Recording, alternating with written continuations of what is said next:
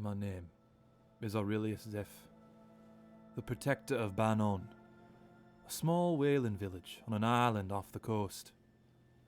I lived my life as anyone should. I cared for my friends, loved my family, forgave my rivals, and built a home to be proud of, a home worth protecting. One day, when I was out whaling, the weather was foul, and the gods' whims must have been wrathful that day, for they sent a wave, bigger than the tallest mountain on Banon, straight towards the tiny island, to seemingly wipe it off the face of existence. In an act of desperation, I turned my small boat and headed straight on for the wave. I wasn't driven by rage, or the lust for glory, or the pride of trying to best a divine being's whim. I was driven by the deepest feeling someone could have. Love. Love for my home. Those rivals I forgave. The friends I cherished, and the family I raised, for they all would surely perish under this Armageddon.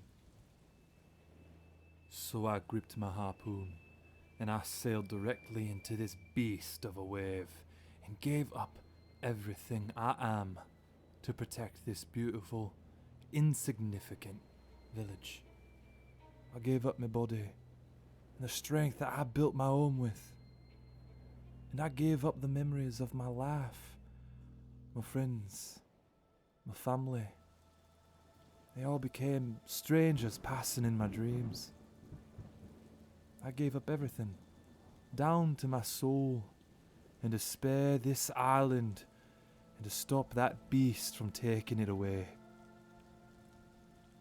And now, as the shepherdess takes me, I can only hope that my sacrifice is enough for the unfeeling gods to notice and spare this small village, this small, insignificant village. My name is Aurelius Zeff. I am a mortal, and I am no more.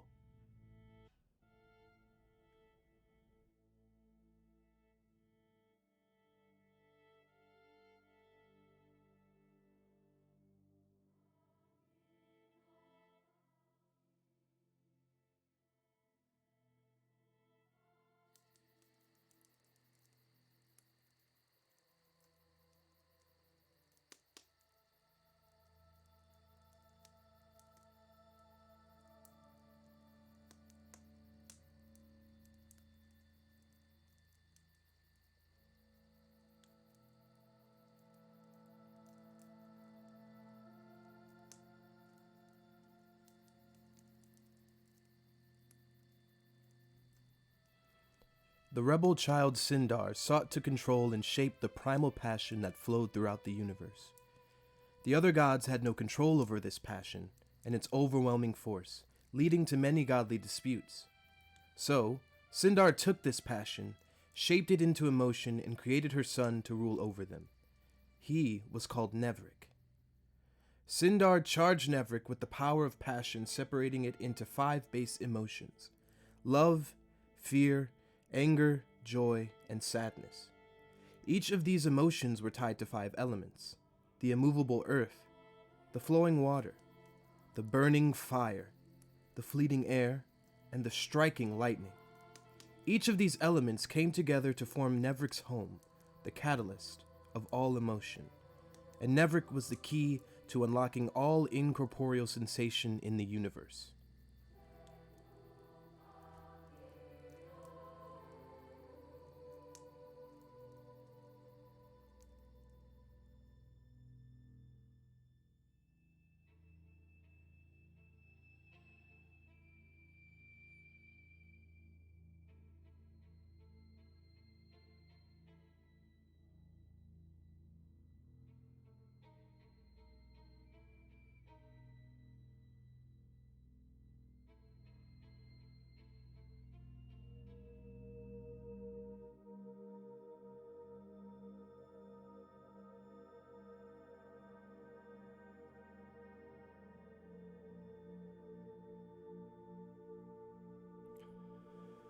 And so came midnight, lost in the stars of the fallen people of his world. As a mortal, Midnight was around in the early ages of his land, and was a part of the few that were at the beginning. Midnight's parents were the first to die, leaving Midnight in a state that would lead him to godship, the exploration of death, hoping that he could see his parents again, while also to be the god that understood what took his parents from him. Death itself. Midnight is there to research, study, and ponder what the moment of death will bring to everyone.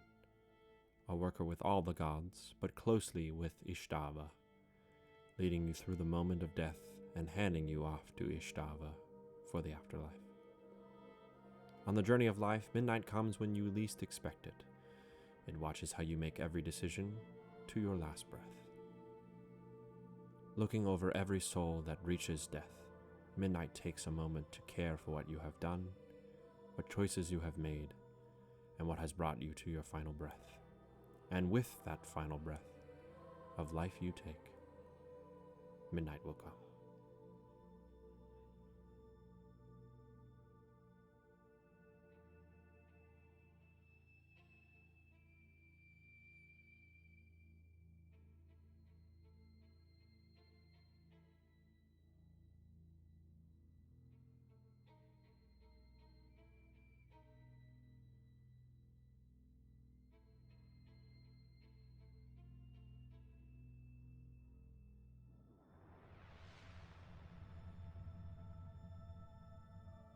During the birth of Regulus, Oro created with it a messenger who would meet with the crucible and assist them with the maintenance of this blossoming new reality.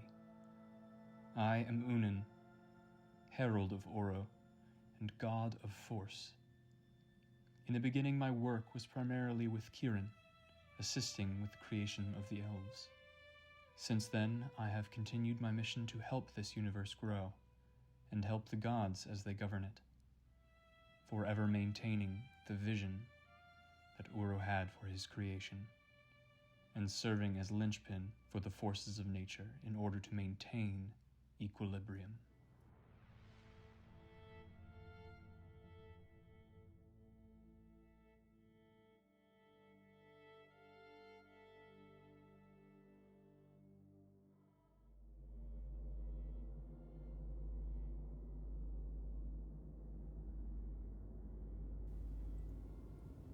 Welcome.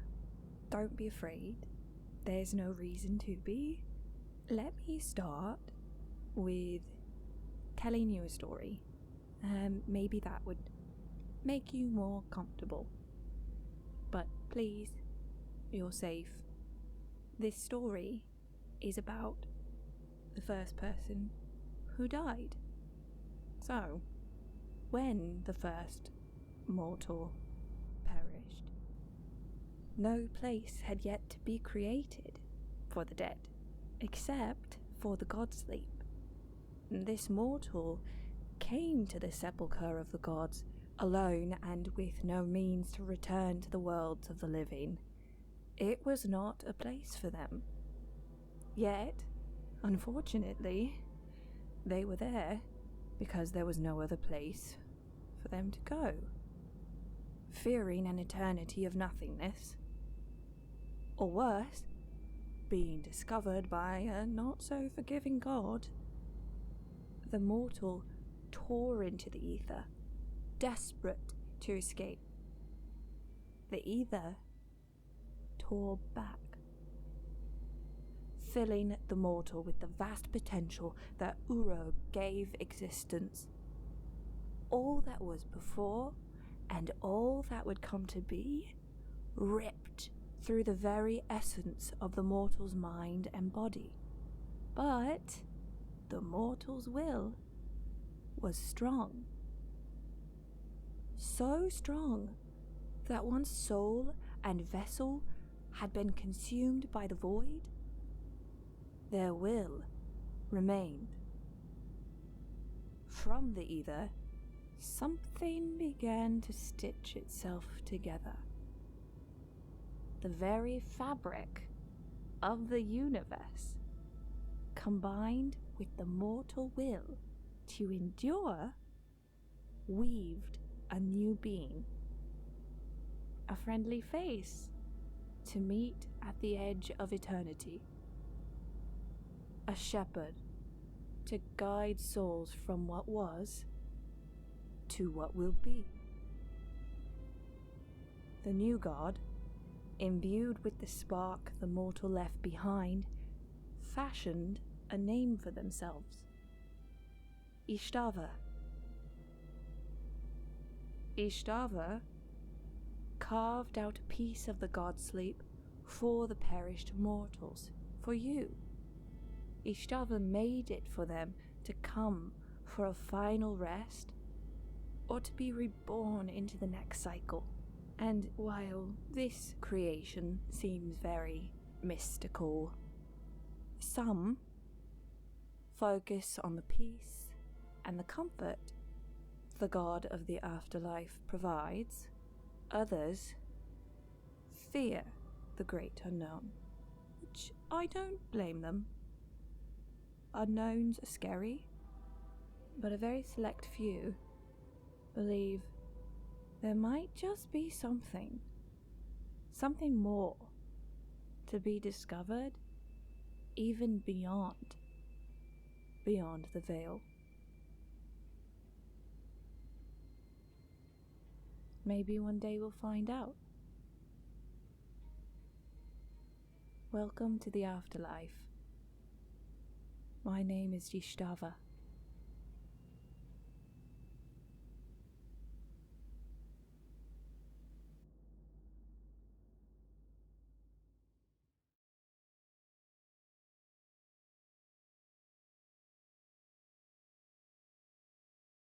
At the beginning, there was only the void, thought birth, dark drinker, the heart of all magic. It was itself, the expanse of shifting emptiness, simply the before. Centered around this sliver, a fragment of existence itself, the void was everything and nothing, alive, dead, and dreaming all at once. Then, for seemingly no reason, and yet for every reason, something spawned from the dream of the void. It was a sentient orb of glittering light, energy, and brilliance. Oro, infinite unbound, was born, and simultaneously so too did the essence of the void fold in on itself, imploding, leaving only its dormant shell, the expanse of space itself, visible to its new creation. At the moment of its birth, Oro is said to have had every thought that would ever be had all at once. And once it thought of everything, it became bored by what it found. It decided to change everything by imprinting upon existence its own grand design. Oro channeled all the energy of the infinite nothingness and effectively divided itself in half. One half remained pure, floating, sentient energy, but multiplied in size exponentially. It began to accrue its own gravitational pull, drawing in debris and matter from the corpse of the void, beginning what would later be called a planet. Uro's second half became La, the potter, sculptor of the gods. As Uro sealed its remaining self inside the ball of energy and hardening magma, it spoke to its only daughter thus. You are La, that which shapes the formless, and from your shapes must come my legacy. With my soul, you will work wonders. And La, duty-bound, worked wonders. In the first star made in her afterbirth, she formed a fortress, her home and the home of gods to come, named the Hearth. And in the hearth she built a great wheel, like those we spin our clay upon, but great La, upon it she spun all that is. From the heat and the flame of the hearth itself she sculpted her sons. First came Dami Ino, hammer of the gods, and without intending to, La gave life to the cold space left in the wake of Dami Ino's creation, giving him a brother, Vaikstar, dark between stars. And so came to be the Brothers Celestial. Dami Ino hammered the myriad stars into light and life, while Vaikstar carved roads between them, linking them together in the bleak quiet. But soon the brothers began to bicker and spat, and their fights would rumble the heavens, and the ball of rock and ambition would seethe, so La would answer. To find balance between their squabbles, La sculpted Aldwin, the Scales Overseer.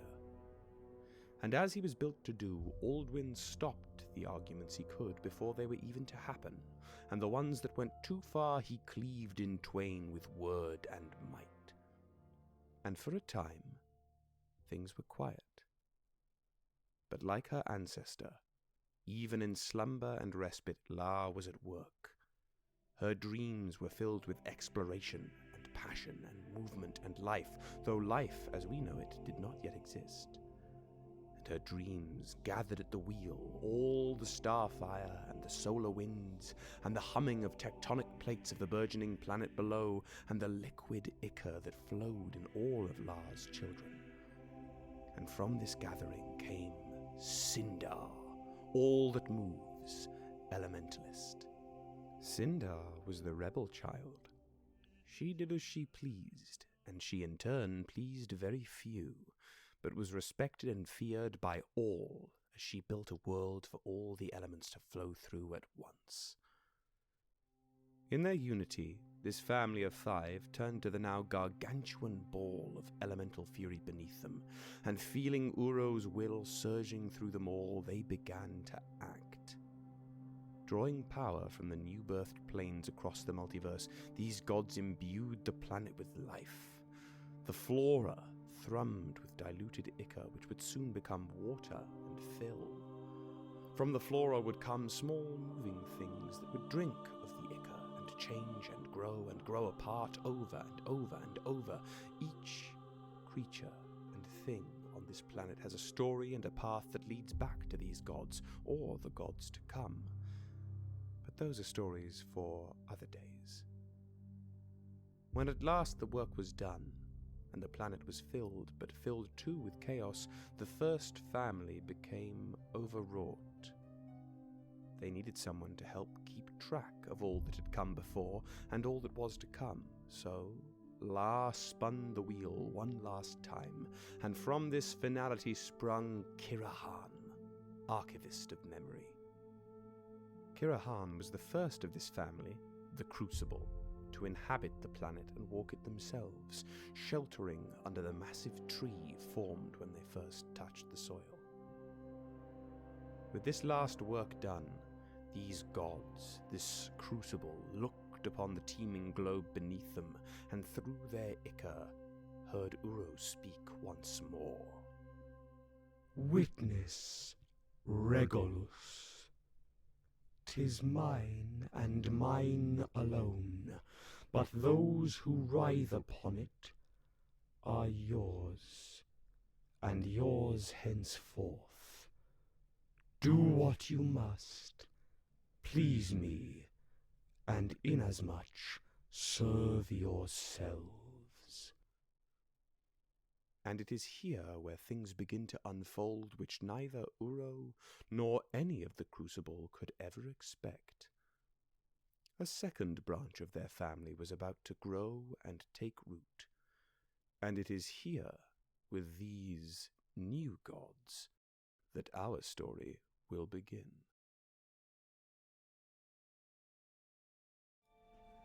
Hello, hello, hello. Welcome back to another episode of Bards of New York, and episode, 2? Technically 2 of Regulus Genesis. It's been quite the week. Hope all of you watching and listening later are well. Very happy to be here. Very excited for round 2. Again, have no real idea how this is gonna pan out today, but we will find out together. Couple quick announcements as we go.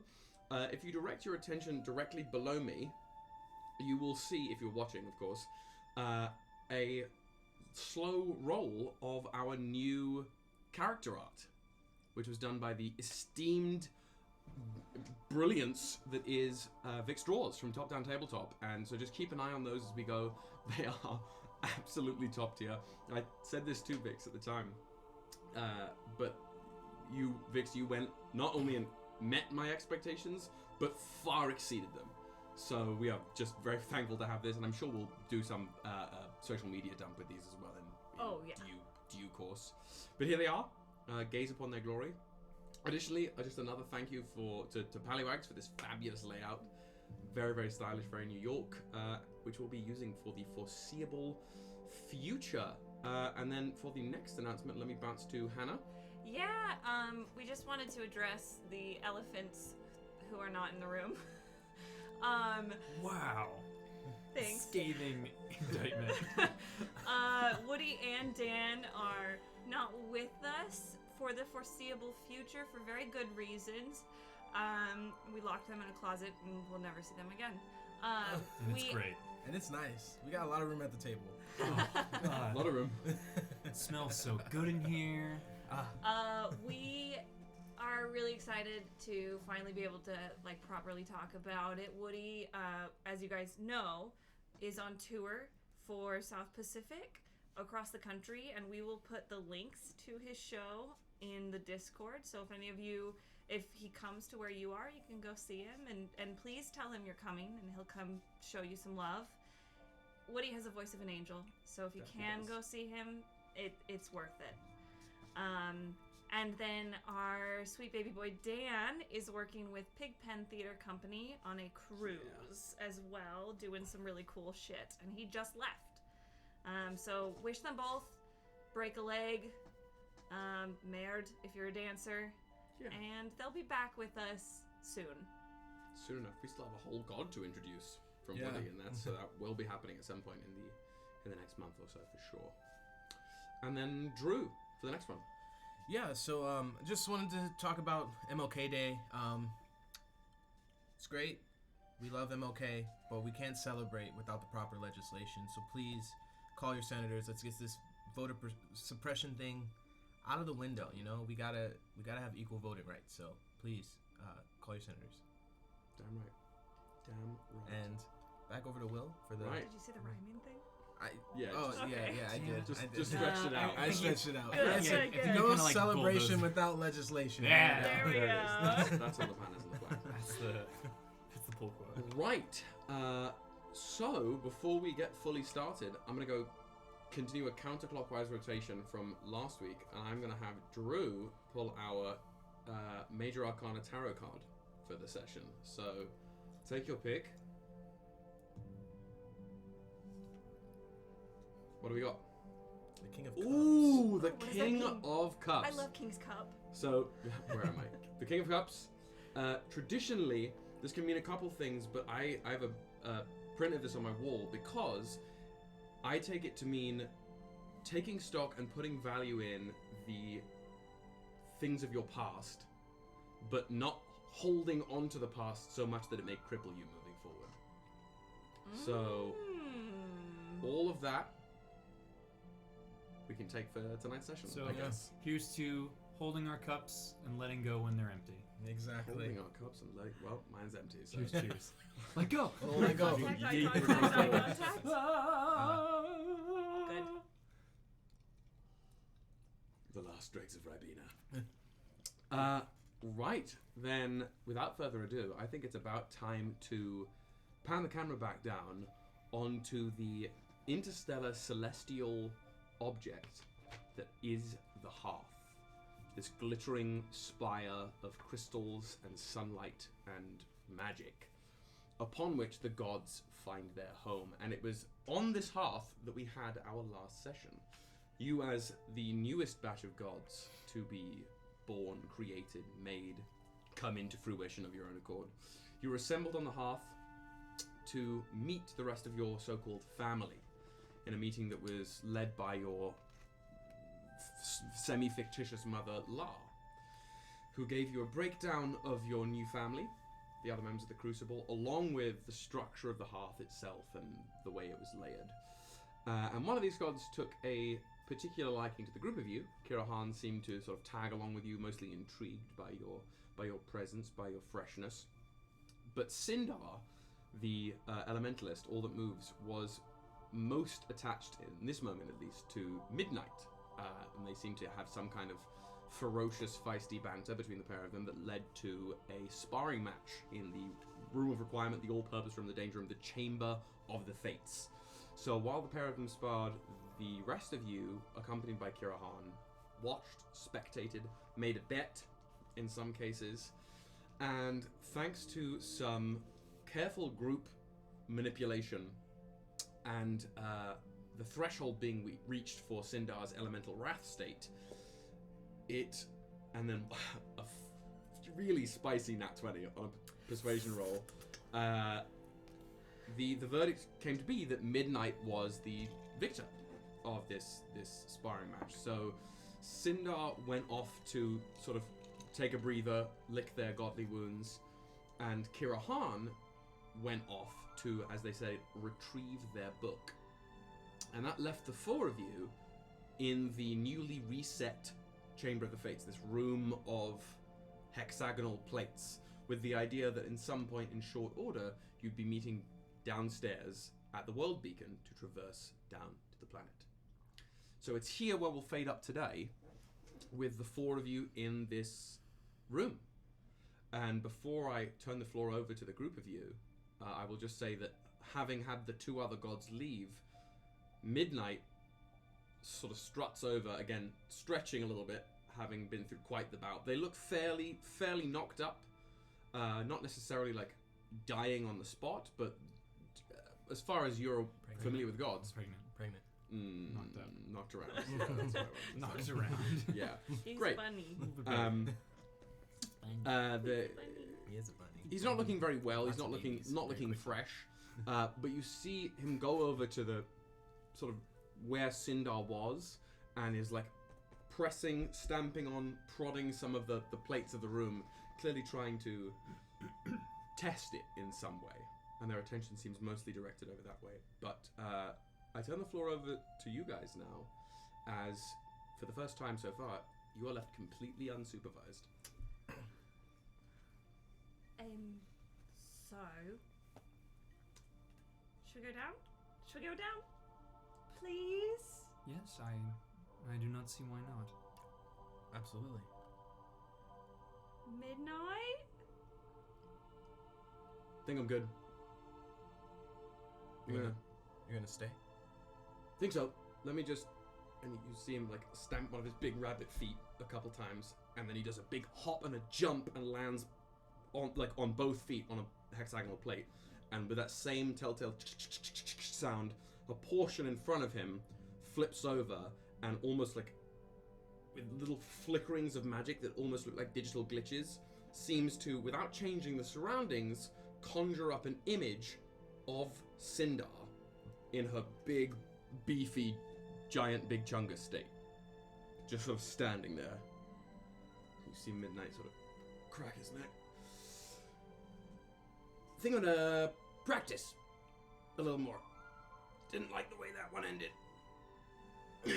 Gotta make it right, you know? Go on. I'm fine. Okay. Yeah, and you watch him like focus up and like get into a deep, like lunge squat in front of the copy of Sindar and get very still. Good luck. Mm-hmm. I'll be fine. Right. Let's go down to the tree. You know the way, right? Have you been down there yet? Yes, I believe first we're supposed to meet At the world Kirahan at the bottom of the hearth. Isn't that how we get to the tree? The world Yes. Oh, Correct. then I understand. You were saying in the grand scheme, where do I want to go? And What? I agree. We should go down to the tree. In the grand scheme, where do you want to go? Oh no, I meant more in this conversation. Okay. Let's go! So, to the world beacon. Aye. Okay. I try to summon my teleporting Yeah. sensations. I'm assuming you're all looking to do the same. I wish with all my heart. I click my hill 3 Exactly. I'll take the stairs. Sure. I mean, I figure you're all gods. If you want to make it that much harder on yourself and conjure stairs down a, infinite flight to get down there, absolutely, that's within your right. See a couple asteroids pass by. But that's literally, cool. walk the length of the cosmos. So there's nothing any of you want to do before you head. You just want to head to the world beacon.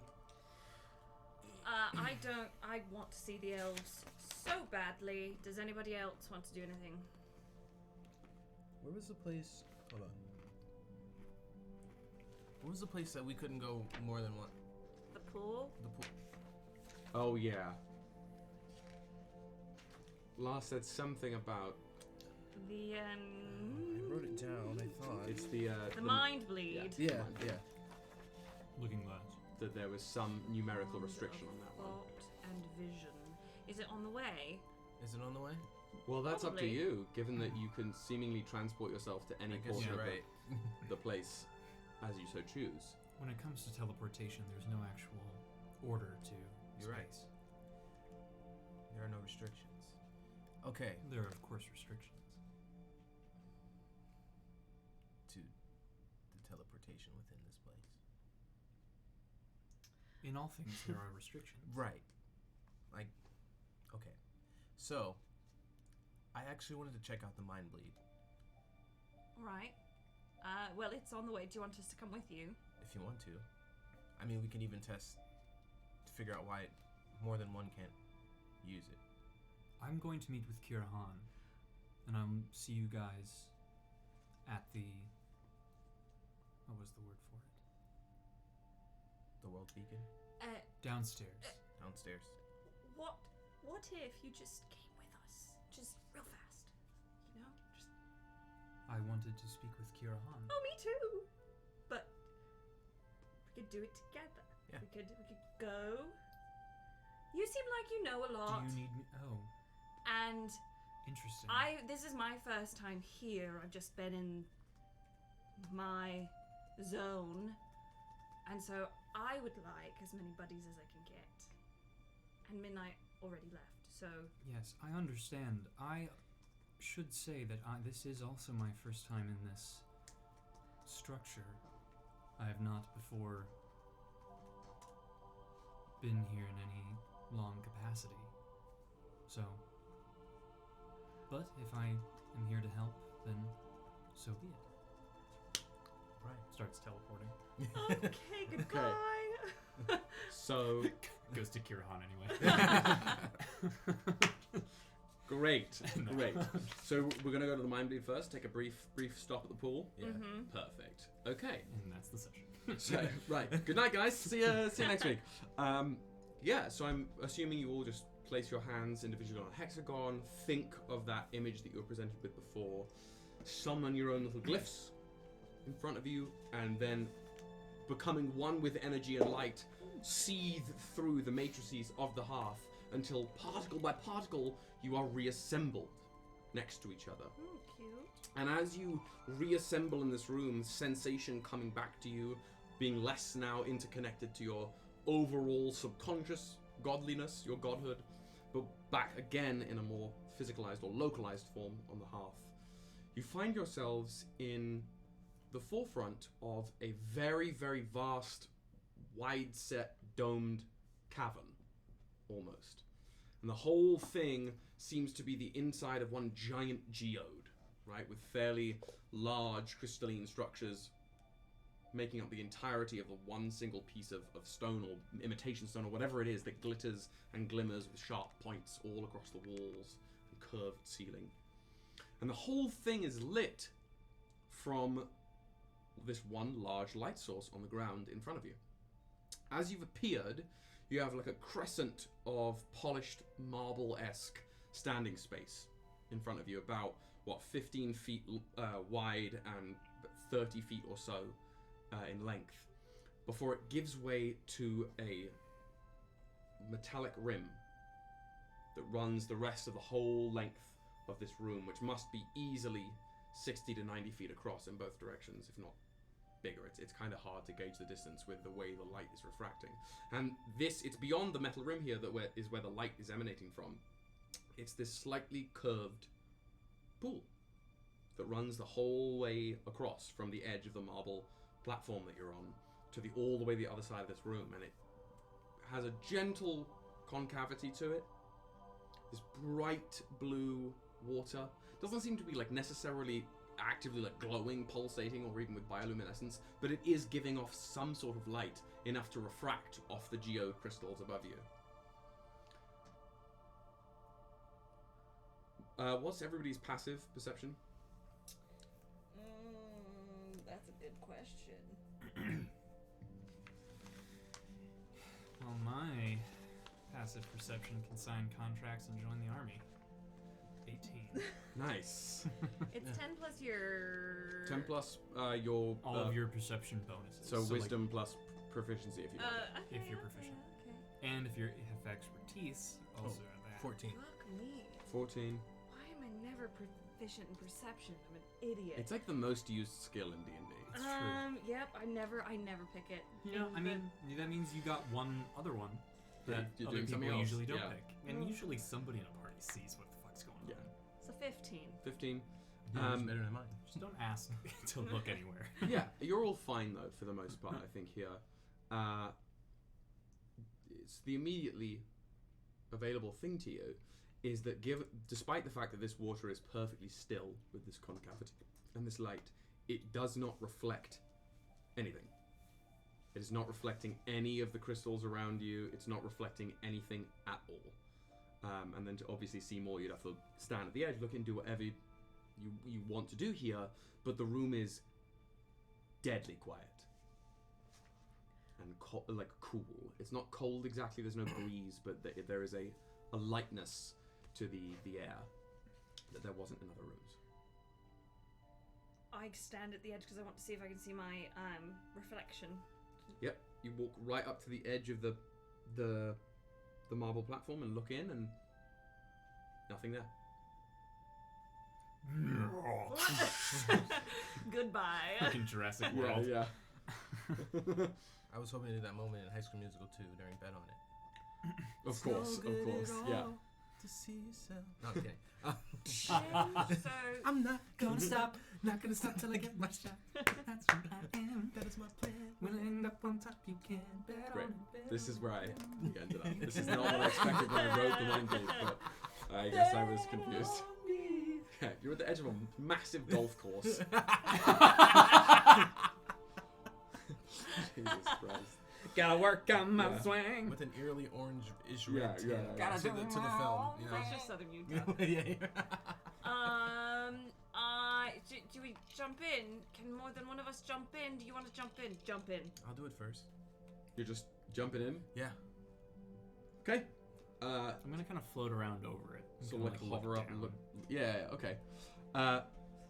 So these two things happen at once. First of all, as you like drift up and look in, are you like actively like trying to see what you can see through it, or just trying to watch what happens as your fellow god dives into the mind blade? Oh no, I'm trying to see just what I can see. Yeah, okay. You know what? Roll me a perception. They've got it. Roll me a perception. If I die, I'm sorry. It's okay. Oh. Here, I'll put this next to it. It's going to be a grand total. The crystal's going to charge it for of 16. Not too bad. Not too bad. Just not. Yeah, That's you just too look- damn bad. you drift up over, and as Nevrik is yeeting themselves bodily, before the waters get disturbed, you can see that there's not a lot going on in the pool necessarily. This light doesn't seem to have a definitive light source that you can see, and it also, you said a 16, right? Yes. As you drift past the marble platform and over it, you sort of get a couple different angles of sight on it. And not only can you not see a bottom, but you can't see internal walls either. Love it. Dope. Nevrik, are you swan diving? You like pencil diving in? You belly flopping, cannonballing? What's going on? Yeah, we're The divine dive? Yeah, the divine dive. The wings are also pointed backward, you know. Right, doing the whole thing, yeah. like tens across the board kind of. Exactly. Yeah. You go for a dive and you get. Well, actually, can you, just for the sake of it, can you give me an acrobatics? Yeah. It turns into about. No, of course not. That's a dirty 20. Dirty 20. Yeah. You give a beautiful, nice arc, through the wings, like pivot as you do, you end up directly pointing downwards, hands in perfect diving position as you hit the water. Yeah, you got to do that pike at the top. And as you hit the water, the pair of you see this and sort of see the perception of this happen. It's more slowed down than you'd expect, and you're able to perceive it on its more frame-by-frame moment. As Nevrik's fingertips touch the surface of the mind bleed, there's a bing that echoes in a single ripple, moves out across the surface of the water. And everything slows down, and Nevrik is suspended, you're mostly vertical, hands there, and as the ripple makes its way slowly towards the edge of the pond here, of the pool, you can feel a binary begin within you. You can choose to proceed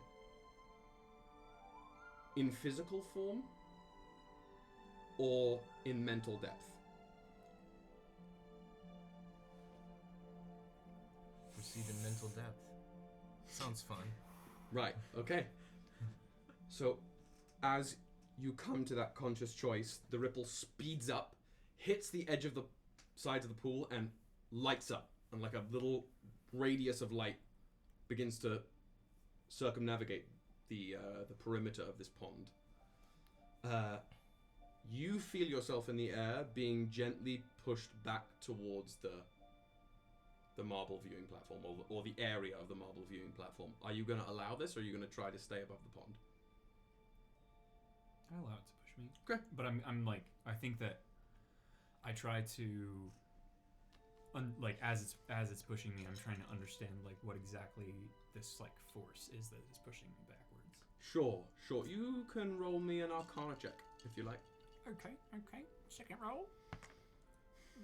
A little bit worse, but okay. Fuck. I need more crystals. Jesus Christ. Now, last one was a 16. This one is a 6. 6. Yeah, magic. Oof. Magic of the gods. Ishtava, are you doing anything, or are you just watching. like got again your second day bucket of popcorn out, like you know, gif of something, the guy walking to frame and flipping out the folding chair. Yeah.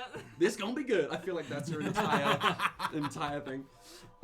This gonna be good. Okay, so Stupid motherfucker went first. as the pair of you watch that blue light begin to circle around the pond, Nevrik stays in frozen diving position directly above the pond with just the fingertip touching the... Just the tip. Just the tip touching the pond. Nevrik, as you make that conscious choice... Body straight out of the water. Just like, fuck, you're absolutely erect. You're absolutely erect. I would like to Ünen slip goes, inside myself. That's all I have to say. Ünen just goes... Now you feel Woody's position. Yeah. Except he does it to himself. Yeah, he buries himself, and that's fine. Yeah. Sorry, Woods. He's on stage right now. It's okay. Yeah, you can do what you want to do. So, as you make that conscious choice, in the split second you see the blue light appear, you feel yourself fall. Though you have an awareness that your body is somewhere else, you fall seemingly into the pond, but its color changes. And you don't feel water rushing by you or anything, you're just drifting through bluish white light that becomes whiter and whiter and brighter and brighter as you just fall through space. And the farther you fall, the more you don't necessarily feel alone. It's not even like there's another person with you or something is watching you, there's just an interconnectedness with something else as you fall into this space, into this energy. And something from this interconnected web of sensation almost pings out towards your senses. And if it could speak, if the sensation came with words, it would impart to you the understanding of the question, what would you like to see? Whoa. What would I like to see? Go with your gut. First thing comes to mind. Well, I want to see what's going on downstairs. But before we go. Okay. And how it all began. Can you see, is it present time? Is it past, future? What is this? You don't know that. Okay. So what's your final answer here?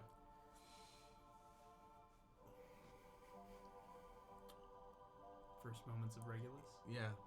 First moments of Regulus. You sort of think that you respond to the energy with the first moments of Regulus. And the energy rushes like a river without form, but there's just that feeling of tempo increasing and speed tripling and doubling and exponentially climbing as you feel yourself fall and fall and fall into a pinprick of what looks like darkness amidst the sea of white energy, and the pinprick grows and grows and grows until suddenly it envelops you in pitch black nothingness. And the momentum stops, though you can still see these pricklings of white fog almost around your vision. You've lost sight of your body, if you ever could see it while falling. And in this sort of field of view that you've got, this huge, bristling ball of light, almost looks like white-green flame, drifts into your field of vision and passes by you. Almost hard to look at directly, but you have no other choice. Right? You can just feel searing heat and power, right? It's like if you were standing in between the world's two largest magnets, both of which had its negative ends pointed towards you. There's just like oppressive force all around you as this huge thing drifts. And as it drifts in front of you, almost like you were pulling at curtains or fabric, right? This of everything. This liquid darkness is pulled around this sphere of heat and begins to roil and boil and toil and trouble, yeah. It begins to completely surround this sphere, and you can still see little prickles of light coming through this liquid curtain that's been pulled over it before there's a great flash, blinding you briefly before dimming down until what you've got in front of you is a giant molten piece of rock with rivulets of lava and energy crackling all over this orb that slowly cools and cools and cools until the lava is all but gone.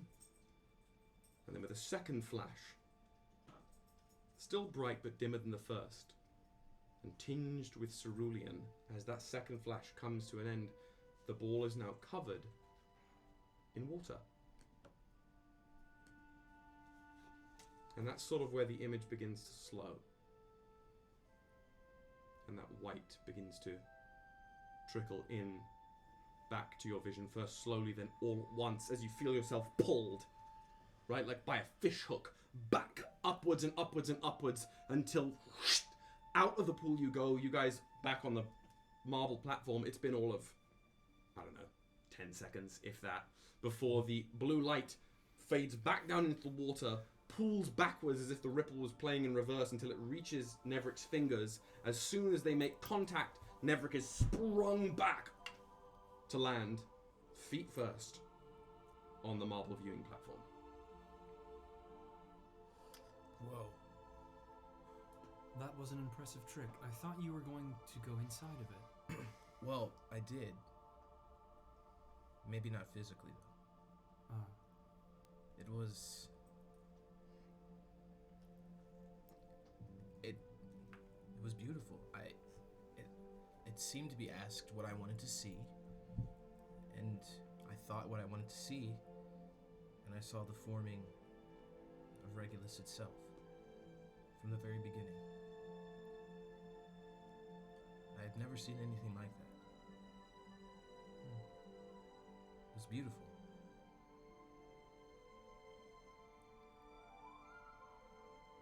If you want to try it, I think you can see anything you want. I think I'm okay for now. I too am fine. Perhaps another day. Well, Shall we we? make our journey downstairs? Race you there. Bye! How fast can we all teleport? Let's see. What fraction of the speed of light can we... Wait, everybody roll a d20. See who gets there first. You know what? Sure. Damn Just it. raw. I got a 9. I got a 12. Ah, fuck. I've rolled a 6, a 5, and 4. Great. Well, you still have 3 more I'm places to go down. clearly going down. Yeah, never. You come back out the pool. I think I saw the beginning of Regulus. Yeah, bye. Just gone. Okay, so I'm assuming you're all going to the world beacon, right? Yeah. Again, you mingle with your outer consciousnesses as you drift through light before reassembling back in a new room. The third room or fourth, I guess, that you've visited since you've been here. It's quite a simple and sort of beautiful little chamber.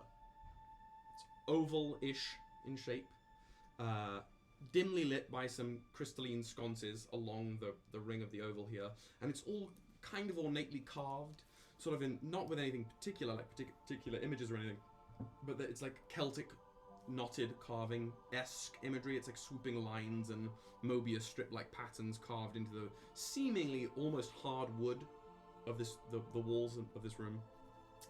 And the big light from the ceiling comes from something that looks like an astrolabe hanging above the middle of the room.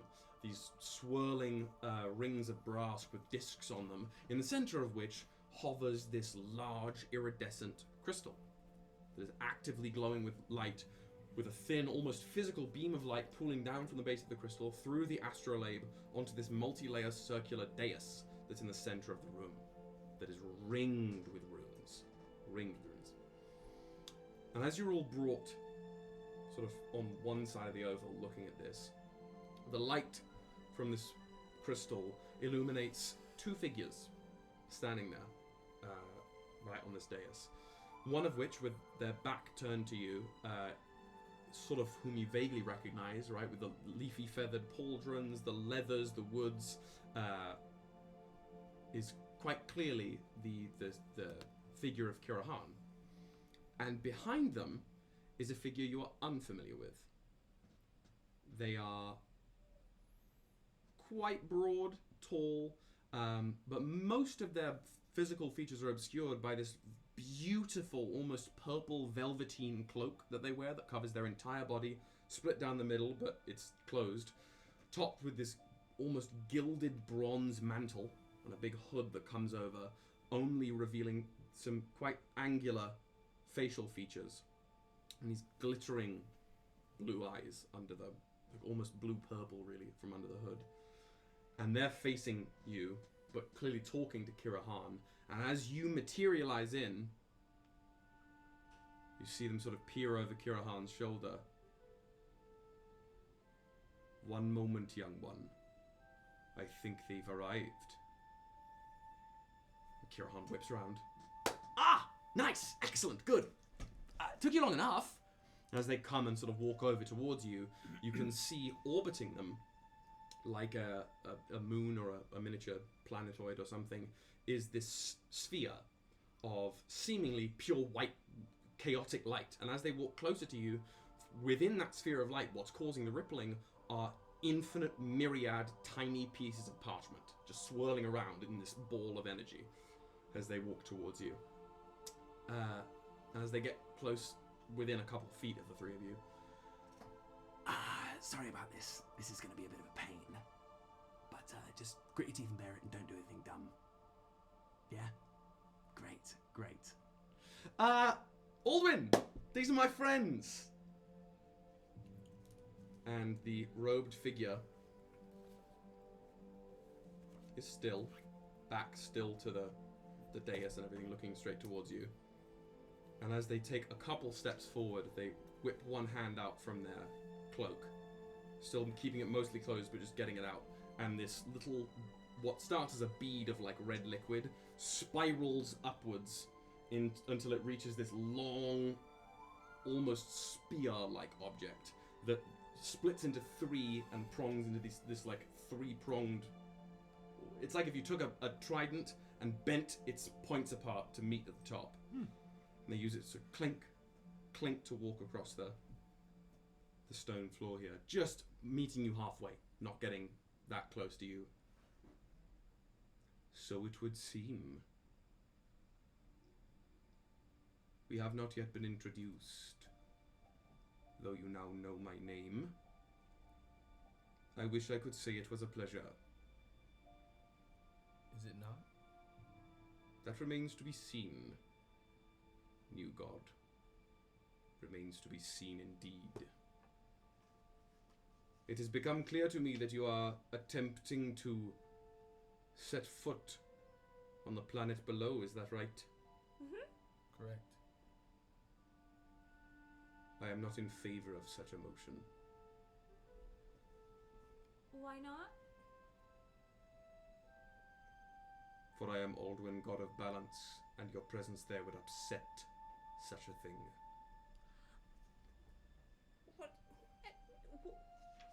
What if we pretend to be like them and we don't tell them that we're gods? Regardless of your intent, it still is fledgling down there.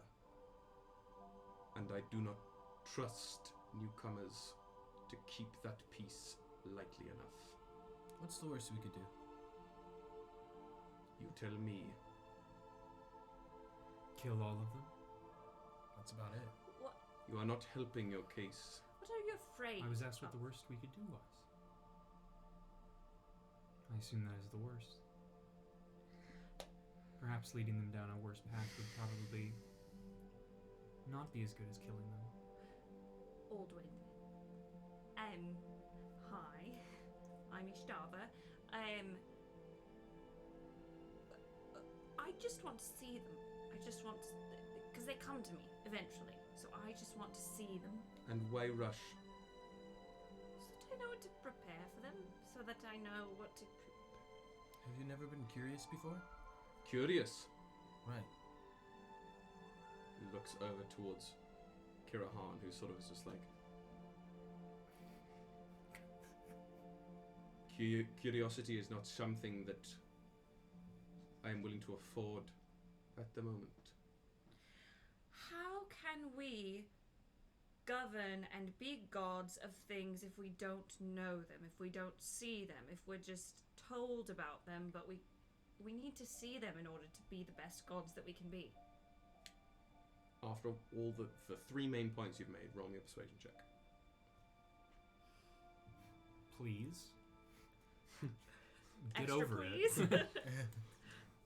We'll be good, I swear. Oh, baby. No, it was not. It's a wild world. That is a natural 20 plus I'm proficient in it. So that is Wow. a 31. It's a team of gods full of faces, I guess. Okay.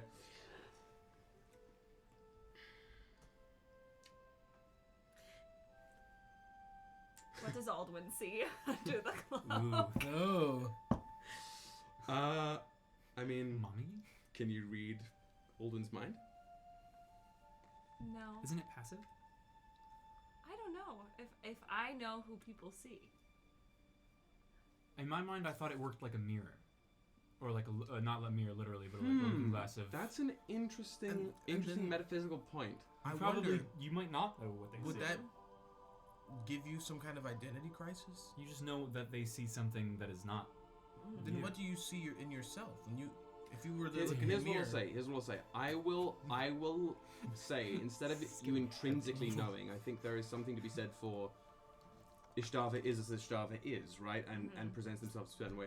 I will, however, for each time you're wanting to feel that out and sense what they're feeling, you will perpetually have both advantage and proficiency on this particular insight. Even if you don't have insight anyway, to insight check them on what they see. Okay. Because I think that's you can never be more insightful about anything. This is something you're intensely familiar with, but it's different for every person, and I don't think something that you don't get like a dossier ping in the back of your mind. So if you'd like to know, you can roll me that advantage insight check, that Ishtava check, if you like. Ishtava check. Is that cocked? I think it's flush. It's flushed. Okay, well that's fine, because that's a That is a 21. Okay, perfect. So I will preface this with a question in a Socratic way. How do you think this feels for Ishtava? What does it feel like when she reaches out to try and sense what someone else sees within you? I see a bit of their inner child. Like, it's that the most innocent part of a person. That's what I see. Okay. Because that's what they need. Like, does that make sense? Yeah. Okay. When you've made your case to Alduin and you make considerable eye contact with them, sort of lean towards them so perhaps they might get a better view at you, and you just, the sense you get from them, this inner sort of moat of Alduin. Are you familiar with the painting A Wanderer Above the Sea of Fog? It's that like romantic era painting with the person with the cane standing on a cliff edge looking out on a bunch of clouds. What is it called? Wanderer Above a Sea of Fog. Googling it now. Okay. Mm-hmm. So that's the sort of sense that you get from them, and this just sort of like this echoing peacefulness, this tranquil solitude, and within that, you can gauge that what they see you look like is something probably fairly similar to themselves.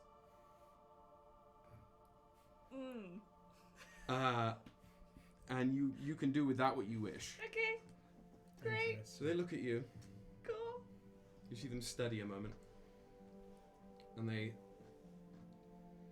clink, clink, this little spear on the ground twice, and those three prongs twist until they all face the same way and bend forward, and the thing shrinks down to what looks like a red wood walking cane. Sort of just put it between their hands and relax a moment. They can see your points, new god. Perhaps it would serve you some benefit, but I will hold you to your prior allowance. I would have you all, should you choose to visit, assume a form less imposing to mortal eyes. I would have you go unnoticed as what you are, if you can do so. I was speaking with your friend here. He looks towards Kirahan. About my concerns regarding the particular group of people you intend to visit. They were not designed by us as a whole. They were a pet project. And while I can understand the amusement found in such a thing, I think it is dangerous to meddle too directly with the uplifting and creation of a people. They move too quickly. They already have. When you meet them, as you will, should you meet others who inhabit the planet below, you will see they are not on the same pace. And I wonder if such a thing is wise. So I ask you not to do too much meddling. And I will be watching. Yes, Dad. Father. Yes, I'm done. Then go. I wish to see what you attempt to take, what form you choose. One question. If we unintentionally break one of your rules, what are the consequences? Why should such a thing matter? Do you intend to? No, but like I said, unintentionally. That was the preface. Again, you're a god. Can you not control your intent? Do not answer that. Huh? We shall see. Should you cross a line I believe unwise to cross, it depends on which line you toe. But there will be a reaction. Some sterner than others. I mean you no ill will. Merely I'm trying to keep peace between two sides that are differently scaled. Does this make sense? Of Correct. Besides, the rules only appear, as the case may be, when the line is towed. Until you all, only one god had walked the surface. So I am still defining what balance means as more of you arrive by the century, it would seem.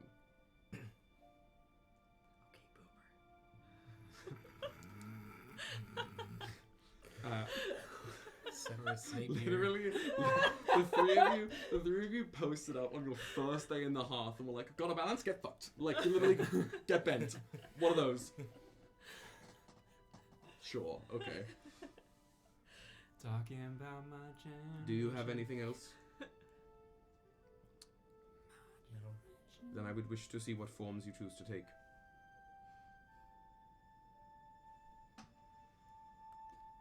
What does an elf look like?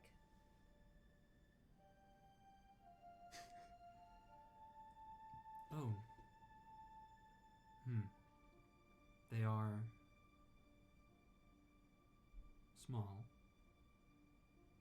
Or perhaps not small in reference to the rest of the creatures. Kirahan leans over and is like, "Don't worry, mate. I got reference. And he pulls the little orb down and sort of just puts it between his hands, and the orb of flickering pages flattens out into this like rectangle of white light in front of him, and his eyes go bright white, and you see flicker, flicker, flicker. You just see like lots of stuff moving in his eyes as everything gets white and still on the page of energy. He's Bruce Almightying through literally, yeah. Through prayers. The intersect. Yeah. He's just flickering until suddenly the white light is bisected into 4 quadrants. And his eyes still, and he places his hands in front of himself, and as he presses, 4 images on 4 almost illusory pieces of parchment appear in front of his hands towards you.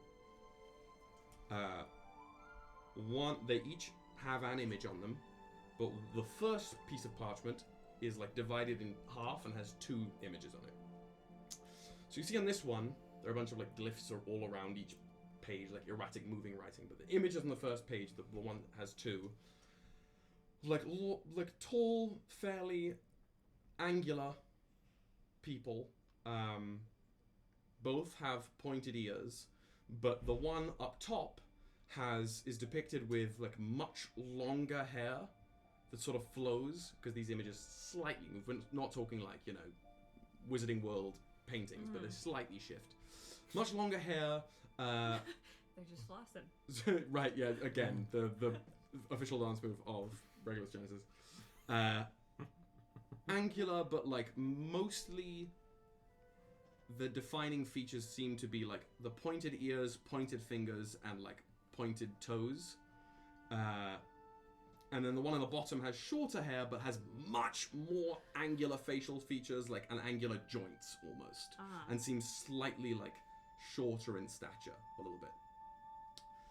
The second image is of a shorter but broader thing, with again pointed ears and protruding teeth, along with a smaller third eye in the forehead.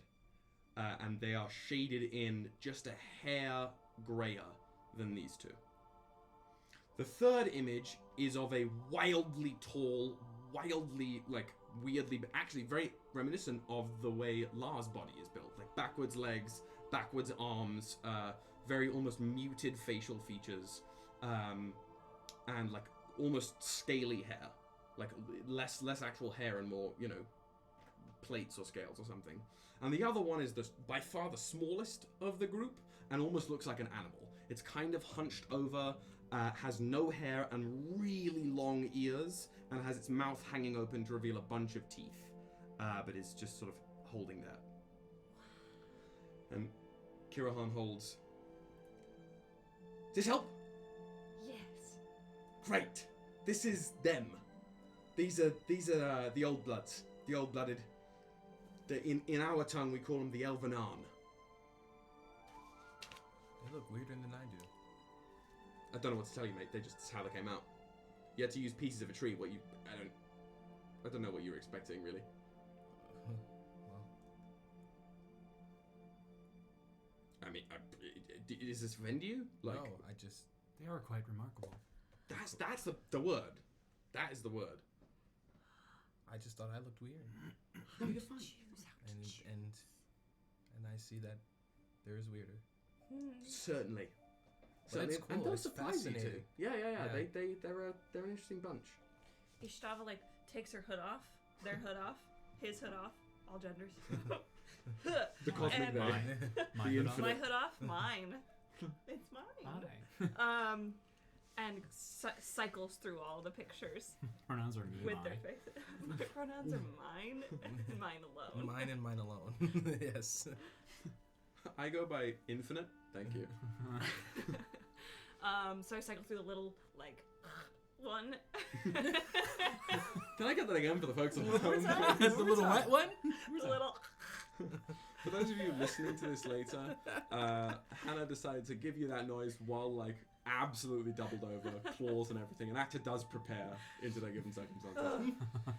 Whoa. The heat of Okay. these two sweatshirts are getting to I me. know. The next one? And then the next one, I just like let the eyeball pop out first in the middle of the forehead, and then like get all broad and like stretch it out and look and go.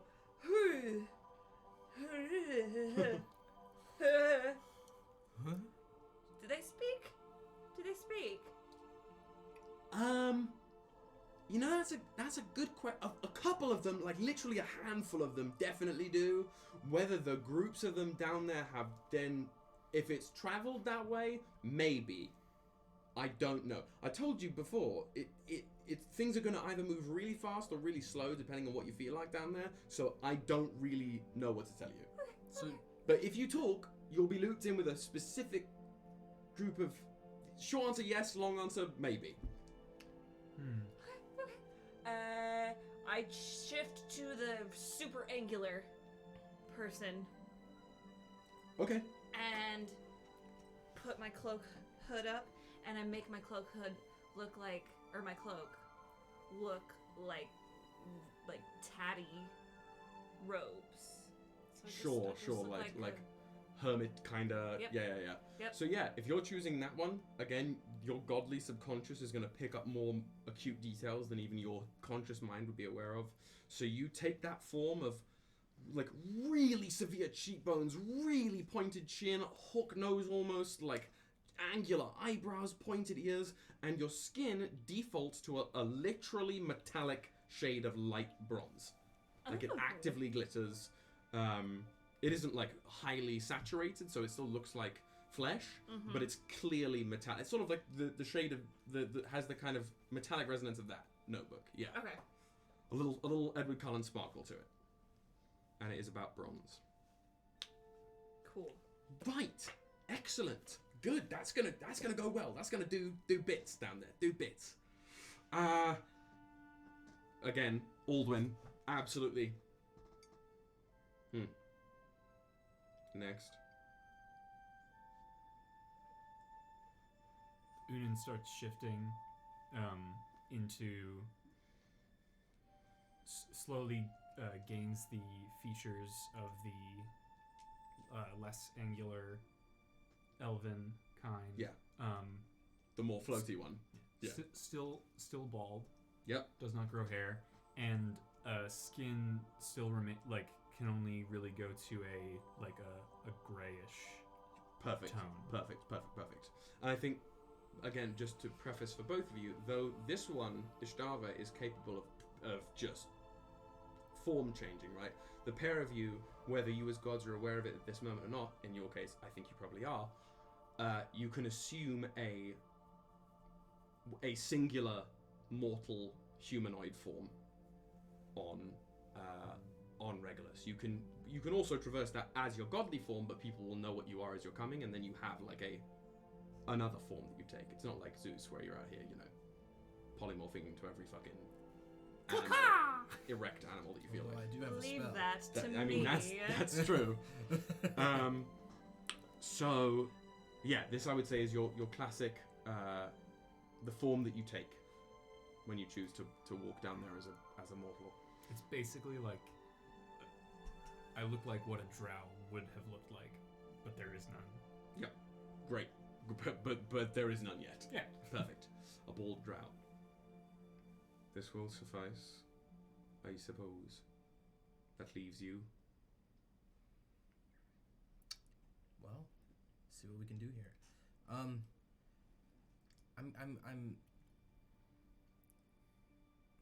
thinking I want to keep the blue color.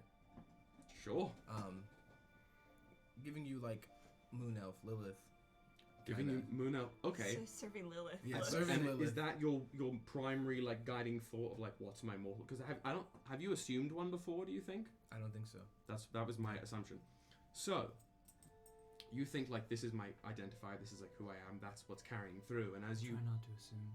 think, sort of push yourself into more mortal confines, tethering that blue through, you shift from this winged godlike feature into the second image, the scale-headed, toothed, slightly shorter, slightly broader form, and maintain, though it's not as divine and glowing as you usually are, this blue-skinned hue. And Kirahan's like, Nice work. fine. This will do. I have not forgotten you, young one. Looks towards Kirahan. I know. Closes up the parchment so it folds back into itself into that rippling sphere of pages and light. And he says, one second. He turns to you. Don't think I've forgotten. It's written down now. It's written down. So you, we'll talk. He takes the orb and he tilts his head back, and his mouth, like in almost Looney Tunes elastic comic style, his mouth stretches extra wide open, and he just swallows the light. Swallows the whole thing. Full on mask. Yeah, literally. Yeah. And as his jaw snaps back into place, it all starts to shrink. As you can watch the light travel down his throat, it bleeds through his clothes as he starts to shift and pull inwards towards himself with this weird sounds of like bubbling liquid and crunching wood and almost like leaves being stepped on underfoot. As it all snaps into place, and in Kirahan's place, in what's about the size of probably a volleyball, is a very large sparrow. Beautiful emerald green or forest green plumage with a light feathered belly that has a slight glow to it. You can see it since it's a dark room, there is a glow to the belly. He's just flapping in place. And his beak doesn't move, but do you like what you see? You like it?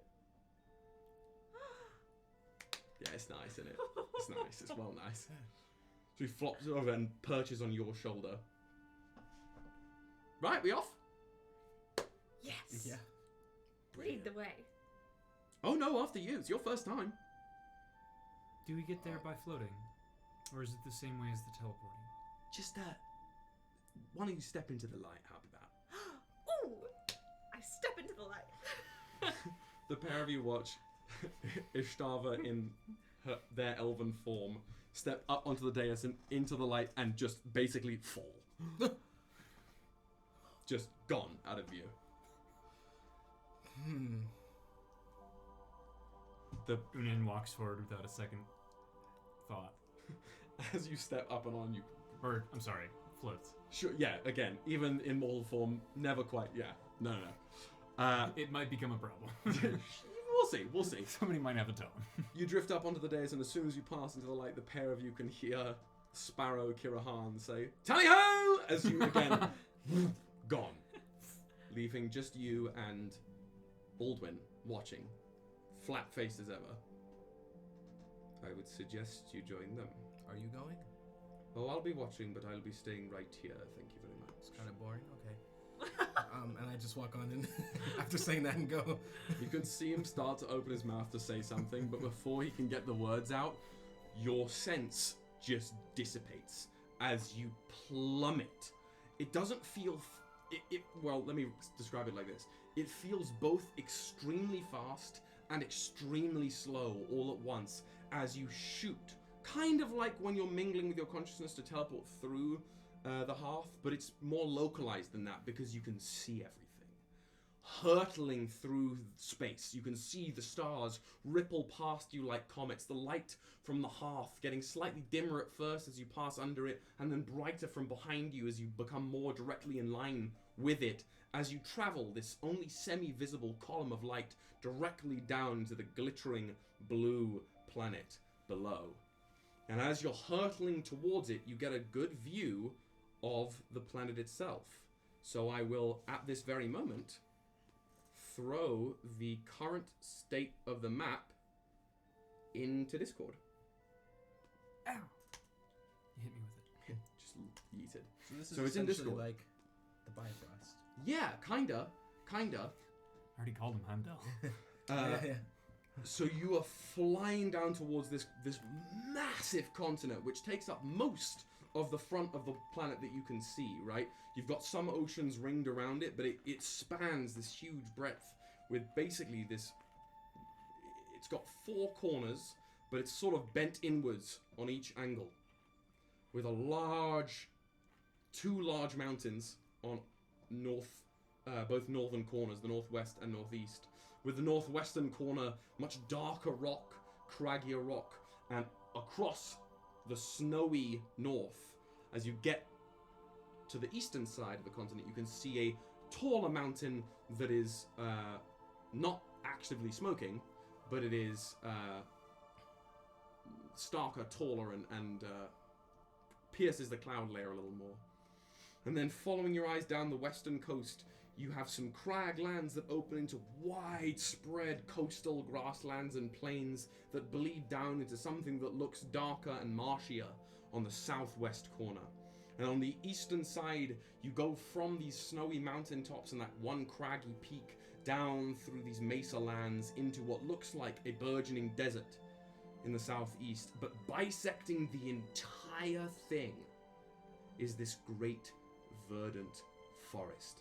It teems with life, though there are different patches of coloration that you can only see briefly as you're rocketing down towards it. But even from space, in the center of these trees, you can see this one gargantuan looking tree, just towering above the rest of the forest. Even from space, it looks taller than the large mountain. It's humongous, and that is the general direction that you rocket towards. And as you get closer and closer and closer to the surface of the planet, your vision bleeds away as you seemingly not only become one with your own outer consciousnesses, but the world itself, Regulus beneath you, melds with your sense.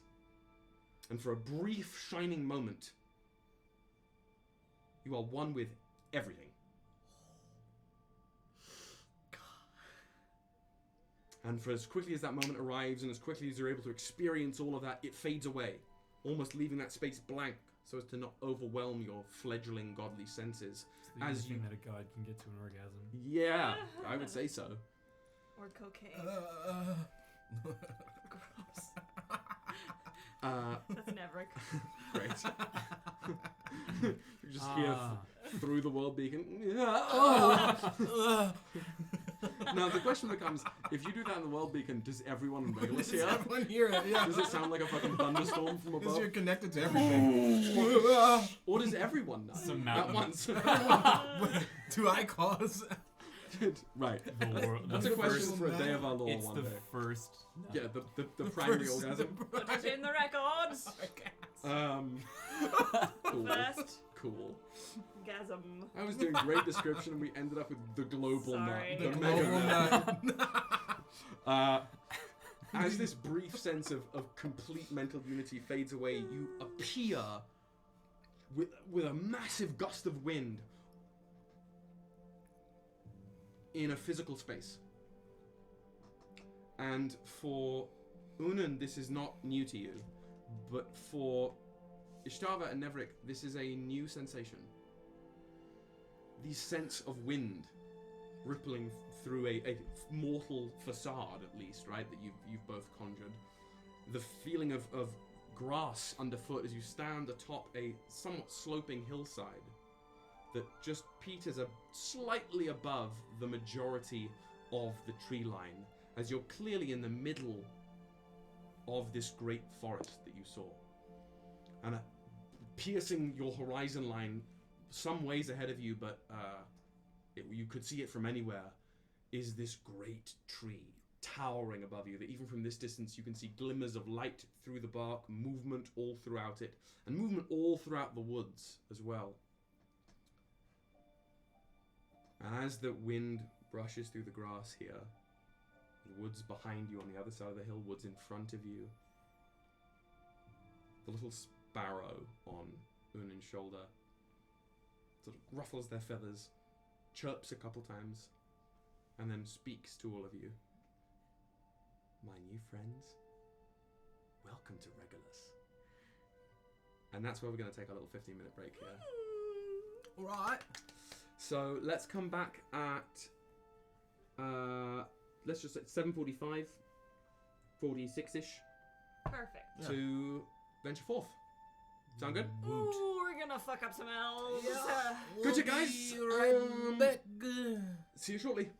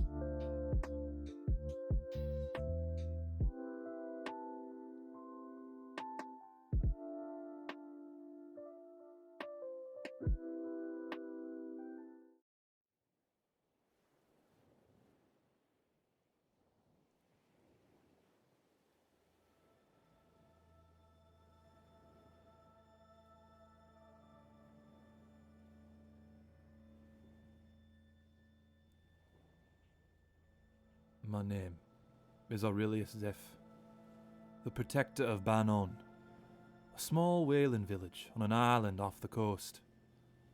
I lived my life as anyone should. I cared for my friends, loved my family, forgave my rivals, and built a home to be proud of, a home worth protecting. One day, when I was out whaling, the weather was foul, and the gods' whims must have been wrathful that day, for they sent a wave, bigger than the tallest mountain on Banon, straight towards the tiny island, to seemingly wipe it off the face of existence. In an act of desperation, I turned my small boat and headed straight on for the wave. I wasn't driven by rage, or the lust for glory, or the pride of trying to best a divine being's whim. I was driven by the deepest feeling someone could have. Love. Love for my home. Those rivals I forgave. The friends I cherished, and the family I raised, for they all would surely perish under this Armageddon. So I gripped my harpoon, and I sailed directly into this beast of a wave, and gave up everything I am to protect this beautiful, insignificant village. I gave up my body, and the strength that I built my home with. And I gave up the memories of my life, my friends, my family. They all became strangers passing in my dreams. I gave up everything, down to my soul, and to spare this island, and to stop that beast from taking it away. And now, as the shepherdess takes me, I can only hope that my sacrifice is enough for the unfeeling gods to notice and spare this small village, this small, insignificant village. My name is Aurelius Zeff. I am a mortal, and I am no more.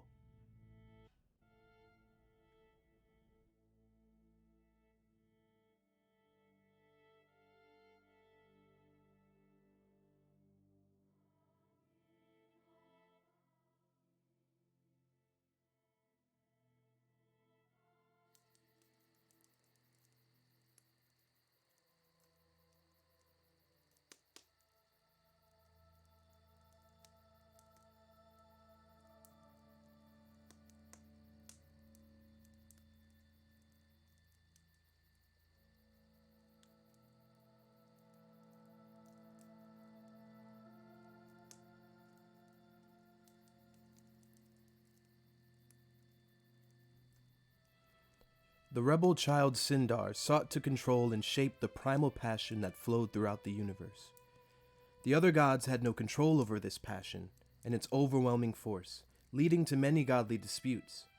So, Sindar took this passion, shaped it into emotion, and created her son to rule over them. He was called Nevrik.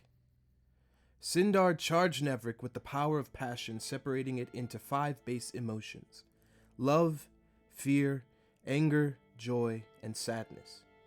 Each of these emotions were tied to 5 elements: the immovable earth, the flowing water, the burning fire, the fleeting air, and the striking lightning. Each of these elements came together to form Nevrik's home, the catalyst of all emotion. And Nevrik was the key to unlocking all incorporeal sensation in the universe.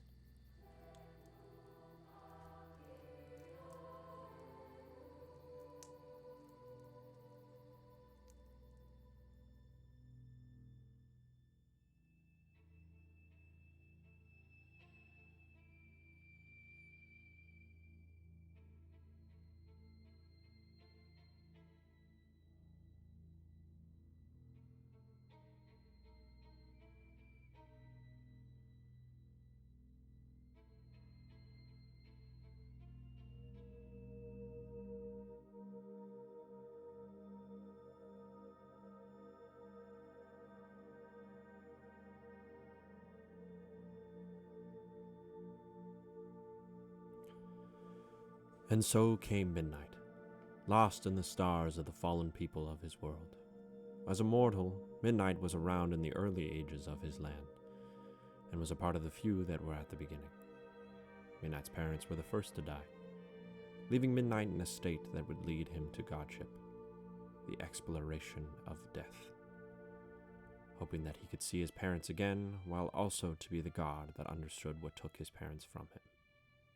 Death itself.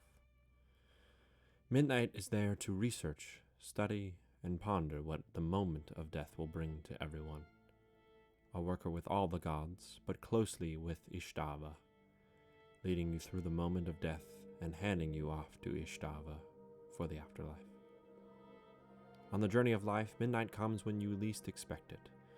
It watches how you make every decision to your last breath. Looking over every soul that reaches death, midnight takes a moment to care for what you have done, what choices you have made, and what has brought you to your final breath. And with that final breath of life you take, midnight will come.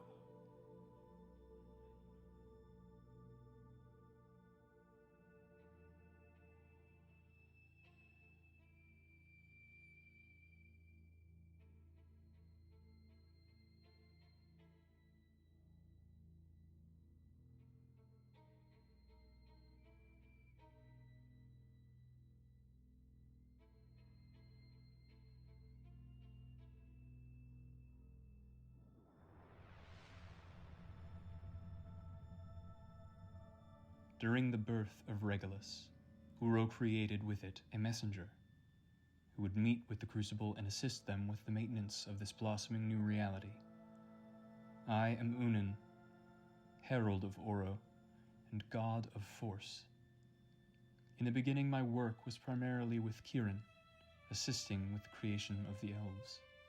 Since then, I have continued my mission to help this universe grow, and help the gods as they govern it, forever maintaining the vision that Oro had for his creation, and serving as linchpin for the forces of nature in order to maintain equilibrium.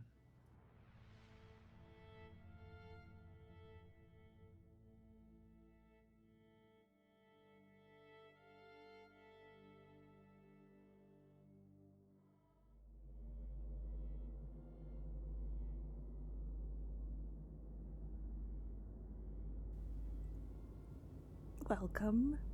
Don't be afraid. There's no reason to be.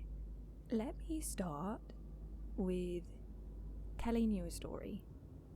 Maybe that would make you more comfortable. But please, you're safe. This story is about the first person who died. So, when the first mortal perished, no place had yet to be created for the dead, except for the god sleep. This mortal came to the sepulchre of the gods alone and with no means to return to the worlds of the living. It was not a place for them. Yet, unfortunately, they were there because there was no other place for them to go. Fearing an eternity of nothingness, or worse, being discovered by a not-so-forgiving god, the mortal tore into the ether, desperate to escape. The ether tore back, filling the mortal with the vast potential that Oro gave existence. All that was before, and all that would come to be, ripped through the very essence of the mortal's mind and body. But the mortal's will was strong. So strong that one's soul and vessel had been consumed by the void, their will remained.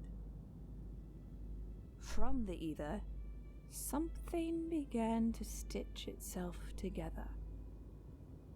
The very fabric of the universe, combined with the mortal will to endure, weaved a new being. A friendly face to meet at the edge of eternity. A shepherd to guide souls from what was to what will be. The new god, imbued with the spark the mortal left behind, fashioned a name for themselves. Ishtava. Ishtava carved out a piece of the god's sleep for the perished mortals, for you. Ishtava made it for them to come for a final rest, or to be reborn into the next cycle.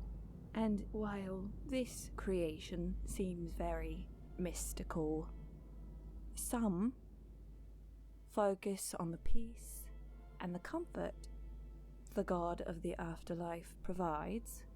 Others fear the great unknown, which I don't blame them.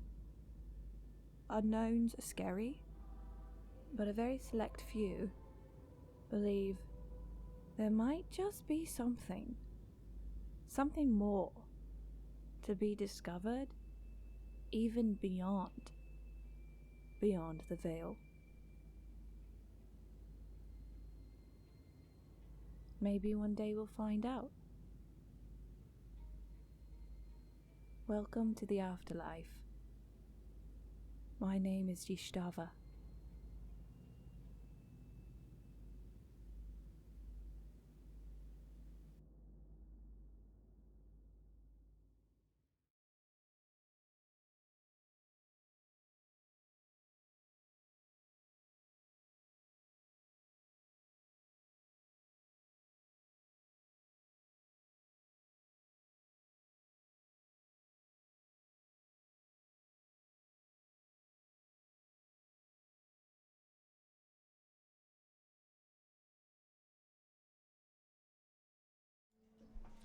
Right. After a brief hiatus there. Definitely have to fix the camera. Oh my god, we definitely do. We'll fix it live. Brief technical pause, but we are back. I hope you got some beverages, got some snacks, because we're going to need them. We are now venturing throughout the world of Regulus Prime. So, as you have all beamed down, as Kirahan the Sparrow has welcomed you in, before anything happens, before we do absolutely anything else, I need a big perception check from you. All of you. That thing I'm proficient at. I don't see shit. 22. God. 22. What'd you Okay. Because and you know, it's because of that damn poll in the chat. It's because of that fucking poll. Fuck all of you. It's probability shifting. Come on now. Fucking quit. Does that mean that you rolled Did you in crit that fail? one? I crit failed. And the bet is won. Yeah, Thank yeah. you, thank you, thank you. Will bet against his own man. I skipped over 2. Yeah, you just jumped right through.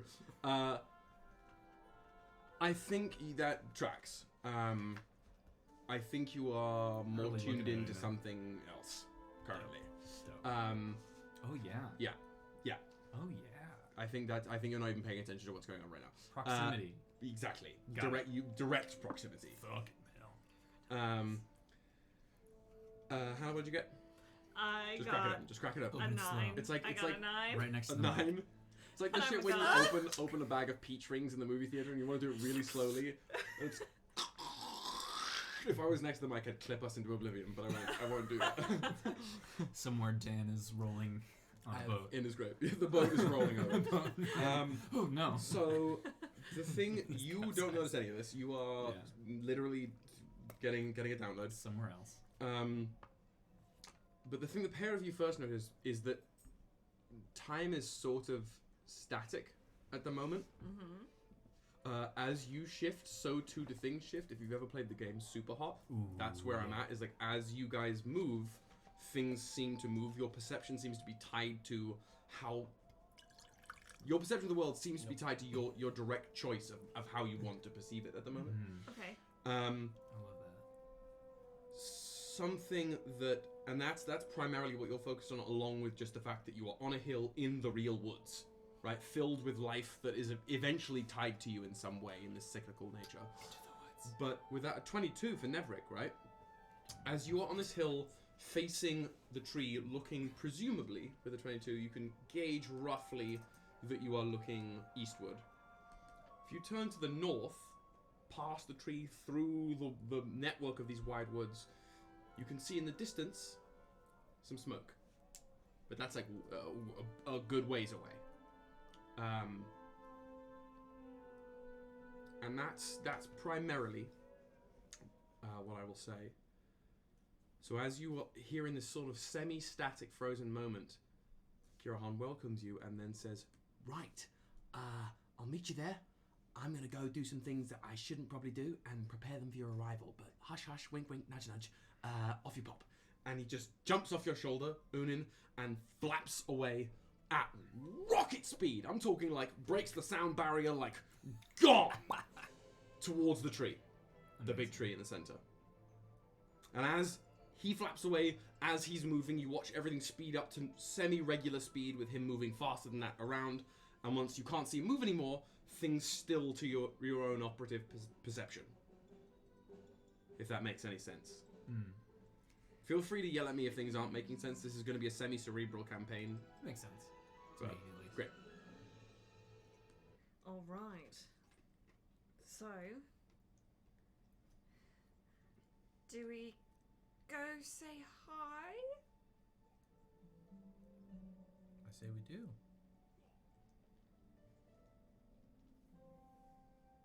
Ünen? Ünen? Do you not work down here? Apologies. Yes, let's go say hi. I take a step and I think, elves. Elves, please. Yeah, can you roll me? If we were in 3.5, I'd say a willpower check. A wisdom? This is where okay. If anyone is in the chat, I'd love to know what other people's opinions think. If it's physical willpower, I would say it's Constitution. I'm not saying physical. Right? It's like mental will, like the strength of mental fortitude, right? Like I would say that's wisdom. Yeah, but then intellect 5e defines it as like when it's magic coming from somebody's basis, like that's a sorcerer's magic comes from like your charisma, right? Or, you know. But I can honestly accept an argument on either front. So let's say for now, if you want to argue wisdom, I will accept that argument. And from anyone else, you can argue either wisdom or charisma. It's definitely not intelligence, is what it isn't. So if you want to roll wisdom for that, roll me a wisdom saving throw. Okay. I mean, either way, it would be the same roll. Great. Everybody or just... Well, Ishtava was the one who thought elves and makes a move. Boo! Does that balance it out? I don't know how. I've never done this 2 times in a session. Okay. That would be Let me keep count. Wait, is Hannah in the lead now? No, there's no way. Let me message this to I me. rolled 1 last session, so okay. You're in the Hang lead. on. Let me see. We are now. You two are now tied. You rolled. Did I roll 2 last session? Yeah. Did I roll 1? You rolled Coming for your 1 crown. crit success last session. Yes. That's so okay. you're both Someone needs balanced to right be now. dethroned at some point. I am currently in leading crit fails. I have 2 crit fails, so that's great. Thank you, Nemi, for the count. I appreciate that. Let's keep it going. Clearly, I'll catch up. Yeah. So you think Clearly. elves and take a step, and the pair of you watch as Ishtava in this new. Does your elven form present in any particular gender or no gender? I think it's very... Androgynous? Yeah, androgynous, because Ishtava has no idea what Right. these people actually look Yeah. like. Just like, literally took the blueprint that you were given on the page and colored it in. Yep, shaded exactly. it in. Great.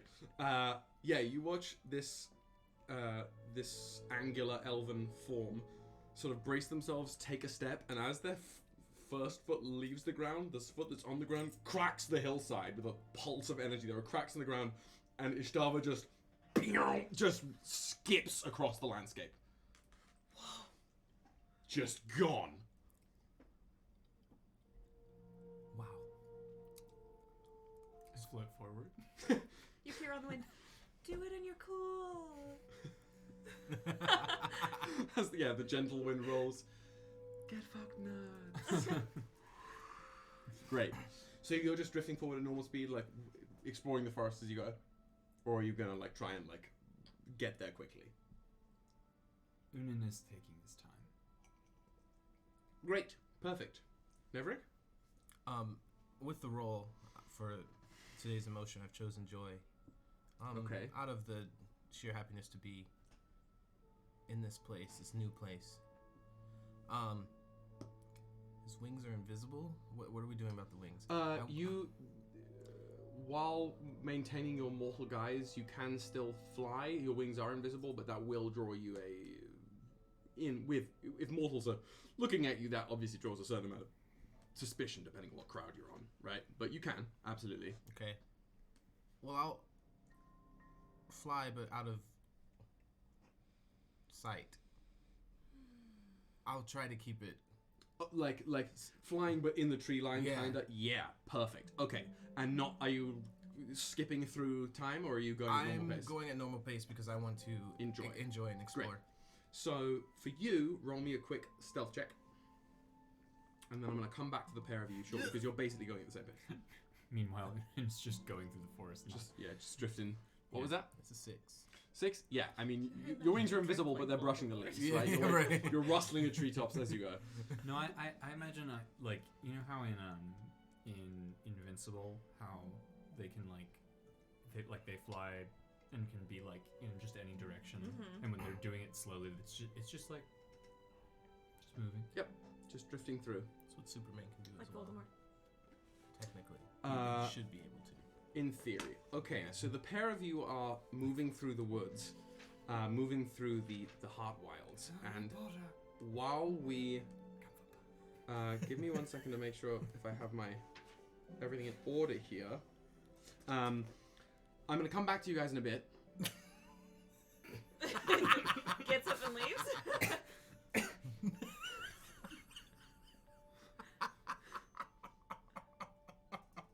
What happened? He was ready to say, "It's okay." Do you want to resolve that for yourself? Come for pie. Great. Okay. This is where I leave and pack my stuff and move out of the city. And we put Ava in the Ava DMs right Ava now. DMs. Oh my god. Okay, so I'm gonna come back to you guys in a moment because you're enjoying the woods, and I'm gonna talk a little bit about that later. But our esteemed god of the afterlife just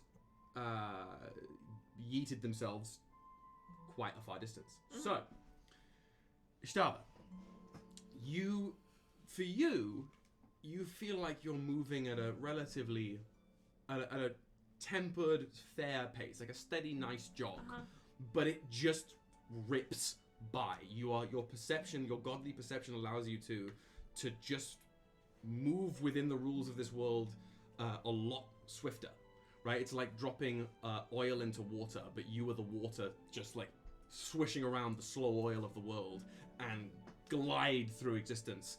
Basically skipping it. Have we seen the Eternals? Question mark. I have not yet. Okay. I'm gonna watch. There's it a soon. great way they portray super speed in that. That's sort of what I want to imagine here. Just this like skipping across the landscape with you moving at a regular pace and the world moving incredibly swiftly around you. Like the vampires in Twilight.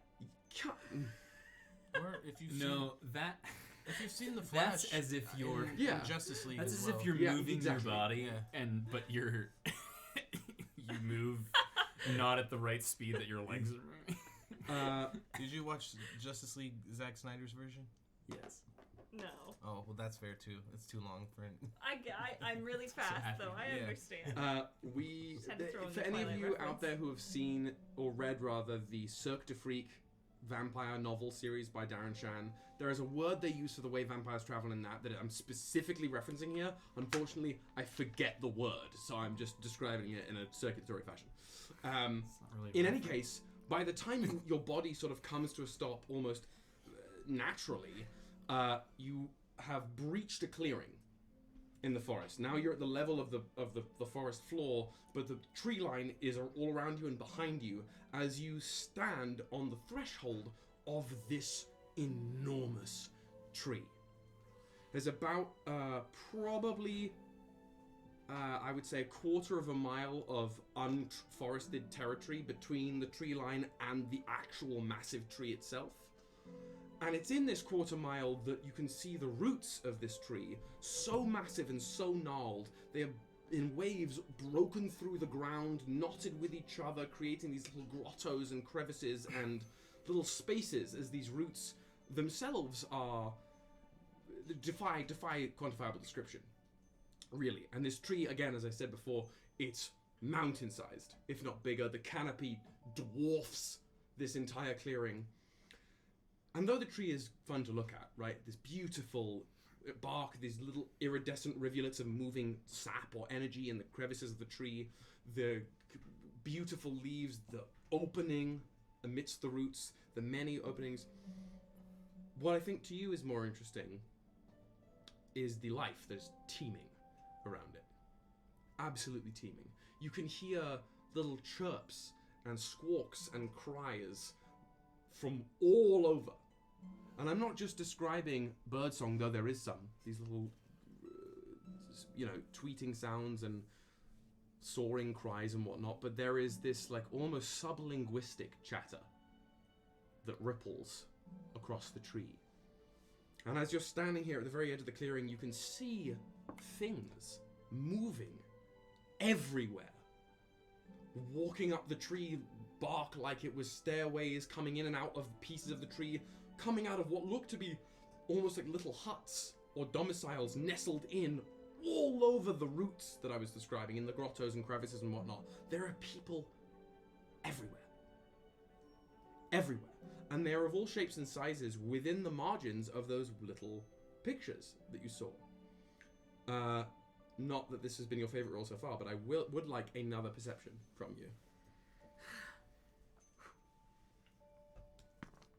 Well, that's an 11. An 11? Mm-hmm. Okay. Just on a basic level here, by far the majority of things that you can see are the little ones. The little almost animalistic ones. You can see them clambering around everywhere, skittering. Yeah. They're just everywhere. They're up in the branches. They are clambering up the bark. They are all over the place.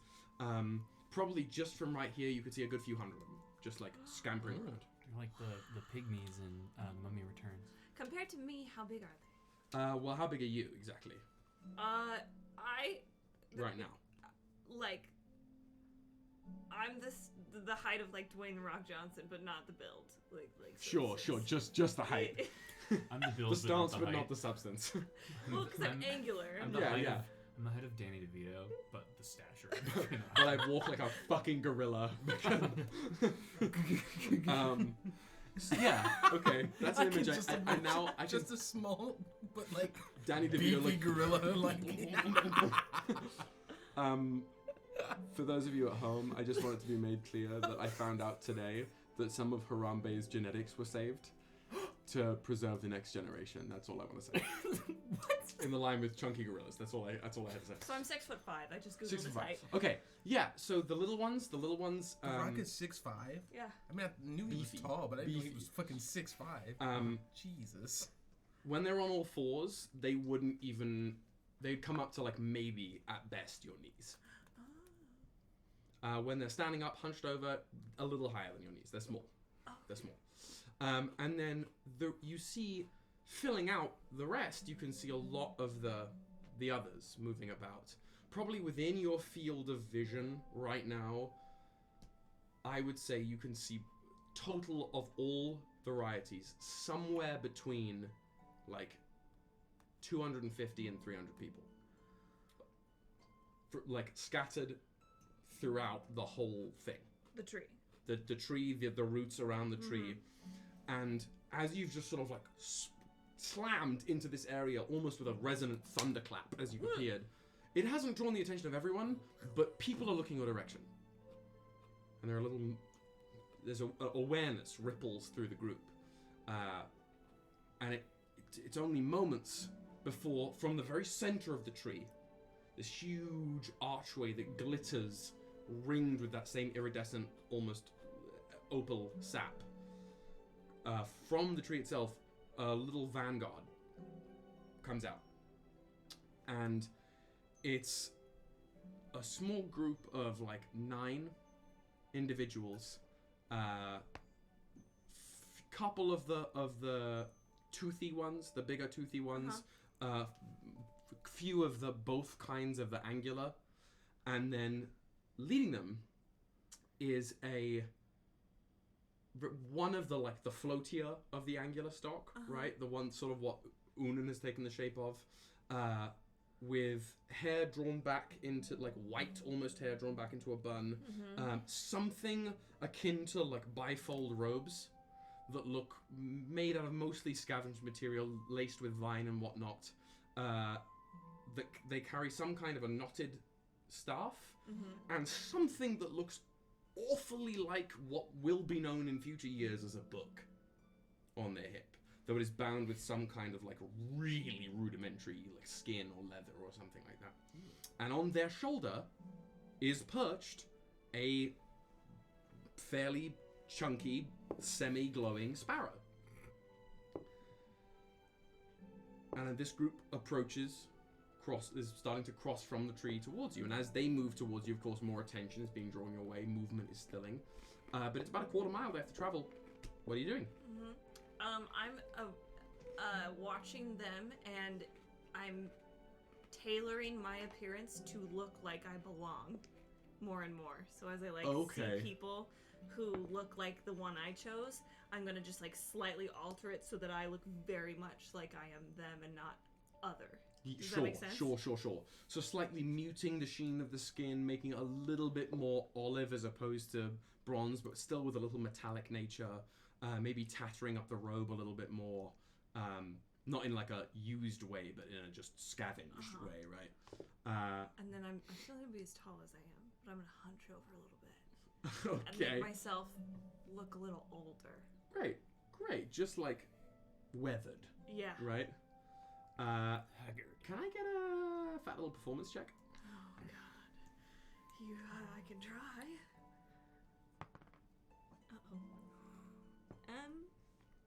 That's a 10. That's done. Cool. Let me just get up a wee stat block here. A wee stat block! Give me a sec. Why did I take medicine? I should have taken performance. I had the choice. What does medicine even mean to gods? To gods. Yeah. What does a medicine Penicillin? mean to a Never god? heard of her. Cool. Penicillin?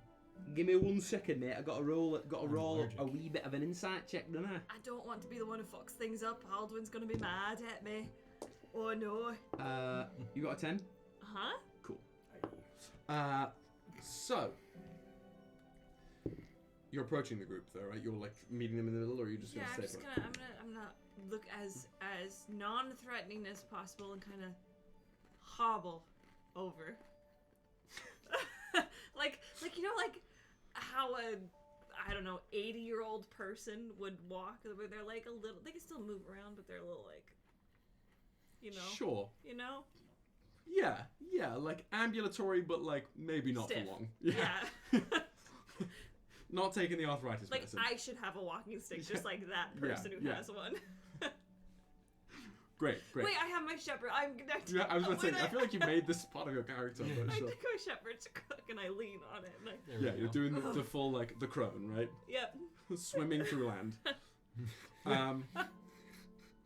So you guys meet in the middle. They stop a little short of you, but not, more than 5 or 6 feet-ish.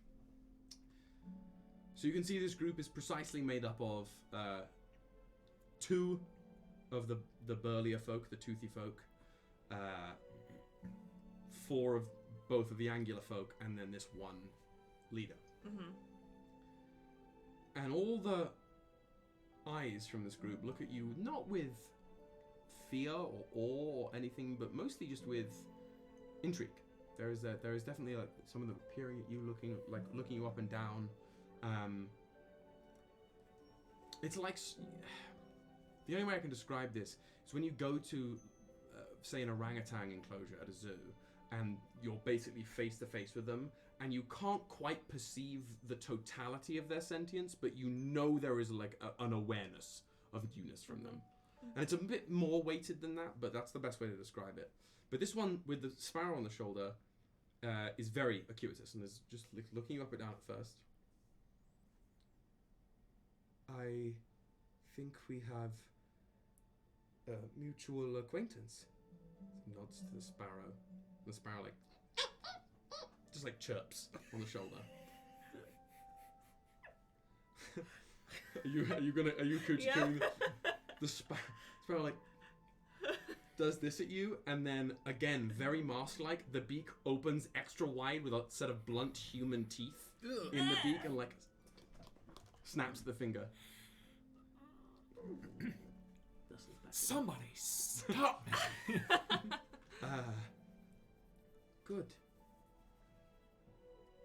I am told to greet you. Welcome. Thank you. I am here from the gods. The gods. They have sent me. Indeed. I have seen them, and I am to spread their message.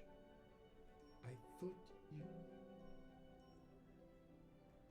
Yes. Yes. Wise one. Oh, I'm not wise. Just here to... I'm the messenger. But first, show me your lovely home. I wish to rest. Around that time, Ünen breaks the wall of trees and just keeps like floating. Just drifts through. Okay. One moment. Right, that was more of yeah. We're not the gods. So, of course, wise one. I would be honored to show you my home. Our home. Welcome to my notes. I have to consult the script. That's what I thought. My brain. Welcome to Üthevhenan. Thank you. Let us guide you, old wise one. Thank you. And they sort of like bring their arm around you, holding their staff to sort of pivot with you really to face the group of and as they sort of like get you in the crook of their arm and bring you face to face, or I guess they turn to face your side to sort of walk through the little contingent they brought. You can gauge that all of this little contingent is like looking at you, then looking up at this leader, then looking down to you, and this person has you in the crook sort of goes like, and they immediately move back a bit and form into two groups of four, like part ways for you. How nice. This is gonna be a shit show. Okay. And as they start guiding you through, almost like syncing their walking stick motions in, or staff motions in time with your cane, they lean slightly in towards you. I am Üthevhenan, first of my people. I know of your kind. And I touch their nose. Okay. Thank you, wise one. And God, but old woman also. Onwards to Heart of God. And you are led through as now more and more of these people are coming out from the literal woodwork of the roots in the tree to watch as you are escorted inwards. So briefly jumping back to the pair of you in the woods, in the Heart Wilds. Do you think the pair of you are keeping like relative pace with each other, or are you mostly minding your own businesses? I keep up with Ünen. Sorry, I forgot your name for 2 seconds. It's early days yet. It's early days yet. You met me earlier this day. Yeah, well, whatever a day I mean, is. you all have an awareness of each Yeah. other, right? Like that's the boon. It's like grad students, you know? Yeah. And are you like on when you're floating? Are you drifting down near the ground, or are you up anywhere? I would say that going through the trees, probably a little higher up, kind of like looking at the branches and just kind of taking in the sights. Definitely stays a little, like, doesn't go too close to the ground. Sure. Like at minimum, like keeps like a respectful distance. Yeah. Like a 5-foot-ish like berth. Yeah. Got it. So, you guys are drifting through the woods, taking your time, moving at like a regular pace, right? So I'll just say that at a regular pace, it's gonna take you a while to get to the tree, and that's fine. I'm just letting you know that that you're all sharing separate experiences here. So, as you're going through, should we catch? Maybe later. I for sure whether it's necessarily alerted by the rustling of the leaves as you're specifically lying through the canopy, or just the movement in general, but well, I'll backtrack. The forest itself, the way it feels moving through it, is very, very heavy, right? These trees are very densely packed, and they are big trees. We're talking like a redwood kind of forest. Like, these are big trees. And they also don't feel static. There's a little bit of the shifting with the wind, but there is more livelihood in the trees than that. You couldn't quite be sure if the trees are staying in the same place if you were to turn around and look at the same patch of trees you just passed through. It's not clear. There is a breath to the forest as the wood creaks and the trees sway in the wind, and the energy that the trees all share with each other is palpable, right? This is not as I said, static or not a dead forest by any means. Far from it. Unlike one that we as people could experience on this earth, I think. And it's peaceful, really. Even as gods wandering who may have experienced modicums of peace before, this is like a natural peace, unattainable in realms in which trees like this do not grow. But, to my original point, as you're all engaging with these trees, seeing the sights, you're also definitely being seen. At least in a couple patches, a couple spots through your journey. The first time is probably only about 15 or so minutes into your gentle hovering jaunt through the woods, that a group near the ground of about 5 or 6 little hunched over creatures in like scraps of leather clothing with some crude spears on their back, led by a very angular, like copper-skinned being, spot you. Probably see you first, but hear the sound of trees rustling and look up to see 2 people floating through the woods. What do you guys do?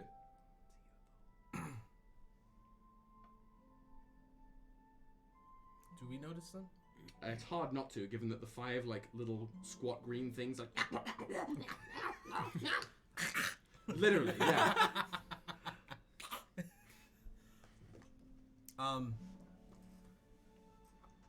gonna gently float down, like an angelic being, with Right. invisible wings. Yeah. flapping behind.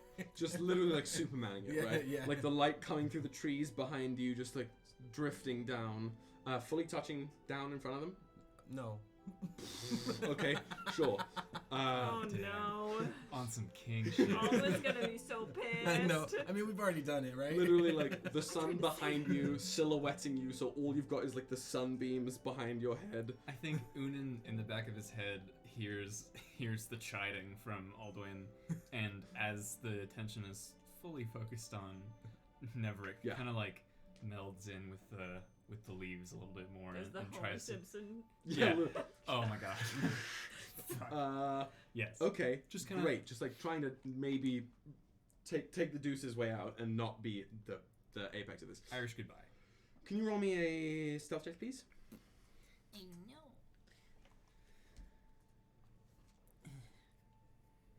Blessed dice, Ava. Okay. Not bad. Ava, breathe on my dice. Definitely not proficient. 15. 15. Okay. You got it, Ava. Okay.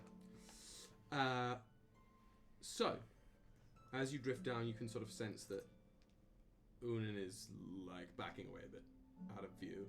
But you drift down, and the smaller ones, the like almost feral-looking ones, like scrabble backwards a little bit, and the copper-skinned angular one drops down, fully to both knees, head near the ground. Stand, please. What language do you speak that in?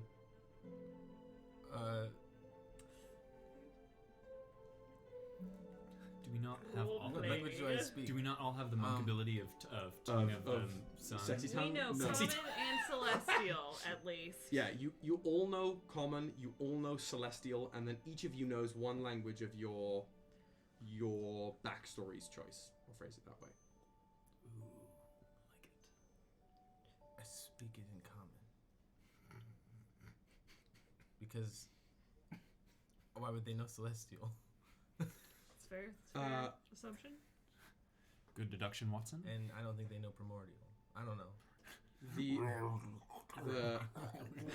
They'd be like, the goblins are start like dancing around it. No, the copper-skinned old blood here just stays down, stays low, and then like whistles, makes a series of clicks back towards their little party they've got here, and the skittish small ones stop, sort of grumble to themselves before one of them takes the largest sack amongst the group of them and throws it across to the old blood crouched there, who just picks it up and holds it up. Oh no.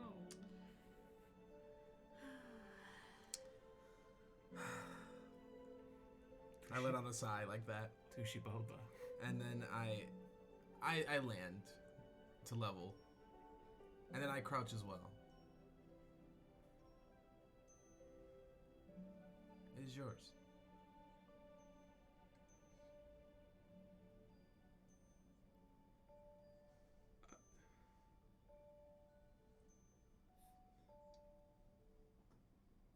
Yes.